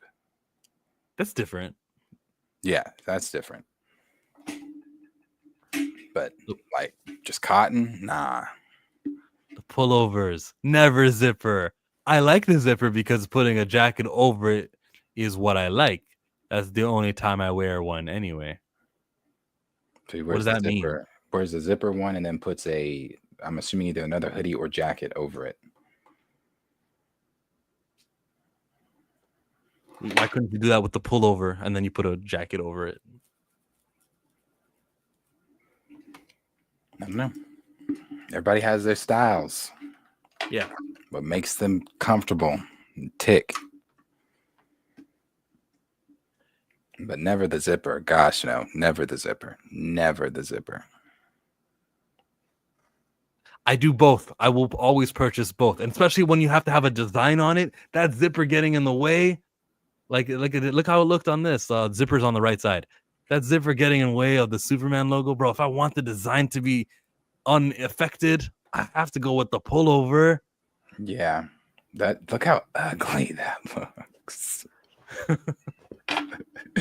It is awful. But the act of getting dressed is so much better with that zipper. The convenience of just one arm at a time. Can't do that with the pullover. Man, why is getting dressed hard for some of y'all in the morning? Like what? Y'all like just pulling the hoodie over? You know, you're late. You got to get to the function really quickly. You just get the one in your eye. You got something in your mouth. You're locking the door, and then you can do the, you know. Oh no, man, the pullover. Got to be able to breathe, chill. Sorry, what were you saying, Dwayne? You were saying zipper, right? I like the zipper because you can breathe. Maybe if you're like a rounder, like a bigger guy. I guess I'm a bigger guy than you. I got more to me, so I think that's why the zipper. That's appealing. I'm going zipper. But if I need to take pictures and I'm gonna be at places and I want the logo and everything, it's the pullover. But overall, laziness will bring me to the zipper side of the force. Over the head will mess up Chill's hair regimen. Yes.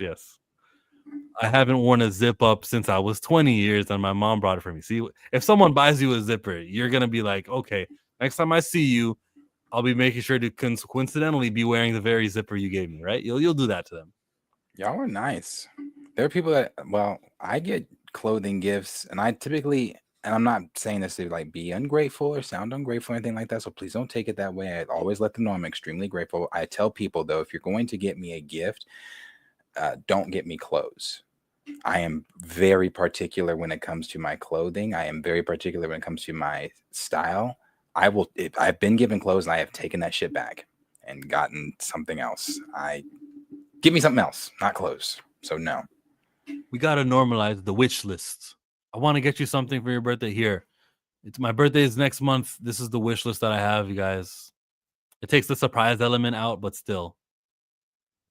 When I worked corporate at a job, that was one of the things we did. Obviously, Christmas time, the dirty Santa stuff, but you had a wish list. You would give the person, you would draw from then you would get someone's wish list and then blah, blah, blah. Now I did actually, there was only one time. Damn, that's true. Huh. One time I was given a gift of clothing and it was at when I worked for the dental lab. He got me a puffer Calvin Klein coat. Man, that is one of my prized favorite pieces of clothing. That thing is so damn nice. Because when I pulled it out, when I opened it, because we had to open it, and it was at a party, a Christmas party, employment party in front of everybody. And I saw, I was like, damn, clothes. And so when I pulled it out and I put it on, I was like, oh, wait a minute. I was like, damn, like, yeah, good job. Because I didn't put clothing at all on my list. My list didn't have anything like that. But that's probably the one time. That was a good gift. Clothes is cool, but it includes the gift receipt. Easy returns. Yeah. I agree. Yeah, that was Morning Report. That is us. Thank you guys for hanging out. For you guys always tell people just give me the amount of money. Yeah. That too, or at least send me the money. Appreciate you guys hanging out this morning, listening to all of the things that we had to talk about, listening to the debate, I feel like you guys get one of those every show. I feel like it's not a morning report if I'm either A, not screaming at one of my pets, or we're B, not debating over something. I've seen the internet, and we've not crossed that line. We have not got into the, you know what I mean? Oh yeah, no, and I hope everybody knows when it's a debate of just that. It has no bearing on chill or I's personal relationship or friendship. So it's just a difference in thoughts. He's still wrong about Spider-Man waving, but it's just a difference in thoughts. Just like I was wrong about box office and all that stuff. Oh, we're funny. We have jokes on that one. The one time he was right. Isn't there like a wish list that I'm supposed to get you a toy off? Oh no, you lost. Oh gosh, that's right. I did lose, and he's not going to let that one go. I wouldn't either. It's rare for him to get those, so I wouldn't let it go either. I cling on to that one. He's right. I have to buy that toy myself. He doesn't have to. Yeah, we're gonna make some rearrangements in the studio. I'll let you know. Just we gotta wait till September so it's finalized, and then I'll choose what gets behind you. And how long do I get to choose? It's gonna stay that for till the end of the year, right? No, that was not it. We never put a time frame, so the time frame should be a month. We never put a time frame, but the time frame should be a month. Why don't we let chat decide? I don't know. I don't know. They might say some weird year shit. Yeah, so you already got exactly what he just said. One talking about end of the year. Oh, we'll think about it. No, because some of the stuff I want back up here, like, yeah, I want my Silver Surfer back up there. I want you can't. Well, I would have to change the camera. Silver Surfer can join back in 2026. No, see, that's too far. Like Stan's here. He has to stay. Stan's always. He watches every stream. Stan is gonna have to take one for the team. Not for a year, Stan. Just for a month. Just for a month, and then you can come back. What was the question? Make a poll. Yeah, maybe tomorrow I'll make a poll of how long the background changes for. But he's talking about my background behind me because I can admit when I lost the bet that Fantastic Four would make more money because none of you went and saw the movie. So it didn't make money, but I lost. So I lost. Superman made exponentially more. Exponentially. It was fun. When we made money, it was fun. When we were happy. I'm mad at every person that did not go see this movie. And I know you didn't go see it in theaters either. No, I didn't. Yeah. You didn't either, but you didn't see Superman in theaters. But I didn't see Superman either. Yeah, you didn't see Superman. They both support Israel, so I didn't want to spend my money there. I'll spend my money on a black movie that WB or Disney do, but I didn't want to spend my money here. Thank you, Dwayne. 6 weeks should be good. You know, speaking of Israel, Leonardo DiCaprio is building a luxury hotel in Israel. Yep. When I saw his movie come on before Weapons, the trailer, I said, ew. I was like, I will not be watching that shit. Yeah, but my Leo's perspective has changed on Leo. He's lost me, yeah. But like, think about it again. I remember what I said about Amanda Bynes. He also got started really young. He's also, I can forgive him a little bit in there, but yeah, the Israel thing is after like now, because that was news that came out now. If you tell me that news like 10 years ago or whatever, fine. But there's ongoing genocide in Rio. Yeah, that's the thing. It's an ongoing genocide. And you're just like, hotels. Yeah. Nah, I can't. But anyway, that has been the morning report. I am Planet Fanatics. That is chill. We do this every Monday, Tuesday, Wednesday, Thursday, Friday, 10 a.m. Central Standard Time, 11 a.m. Eastern Standard Time. We are back here tomorrow, those same times. Like, subscribe, share with your friends. Tell a friend to tell a friend to tell a friend if you haven't. We do this every day. Appreciate you guys and your time. Be safe and have a blessed rest of your day. Peace out.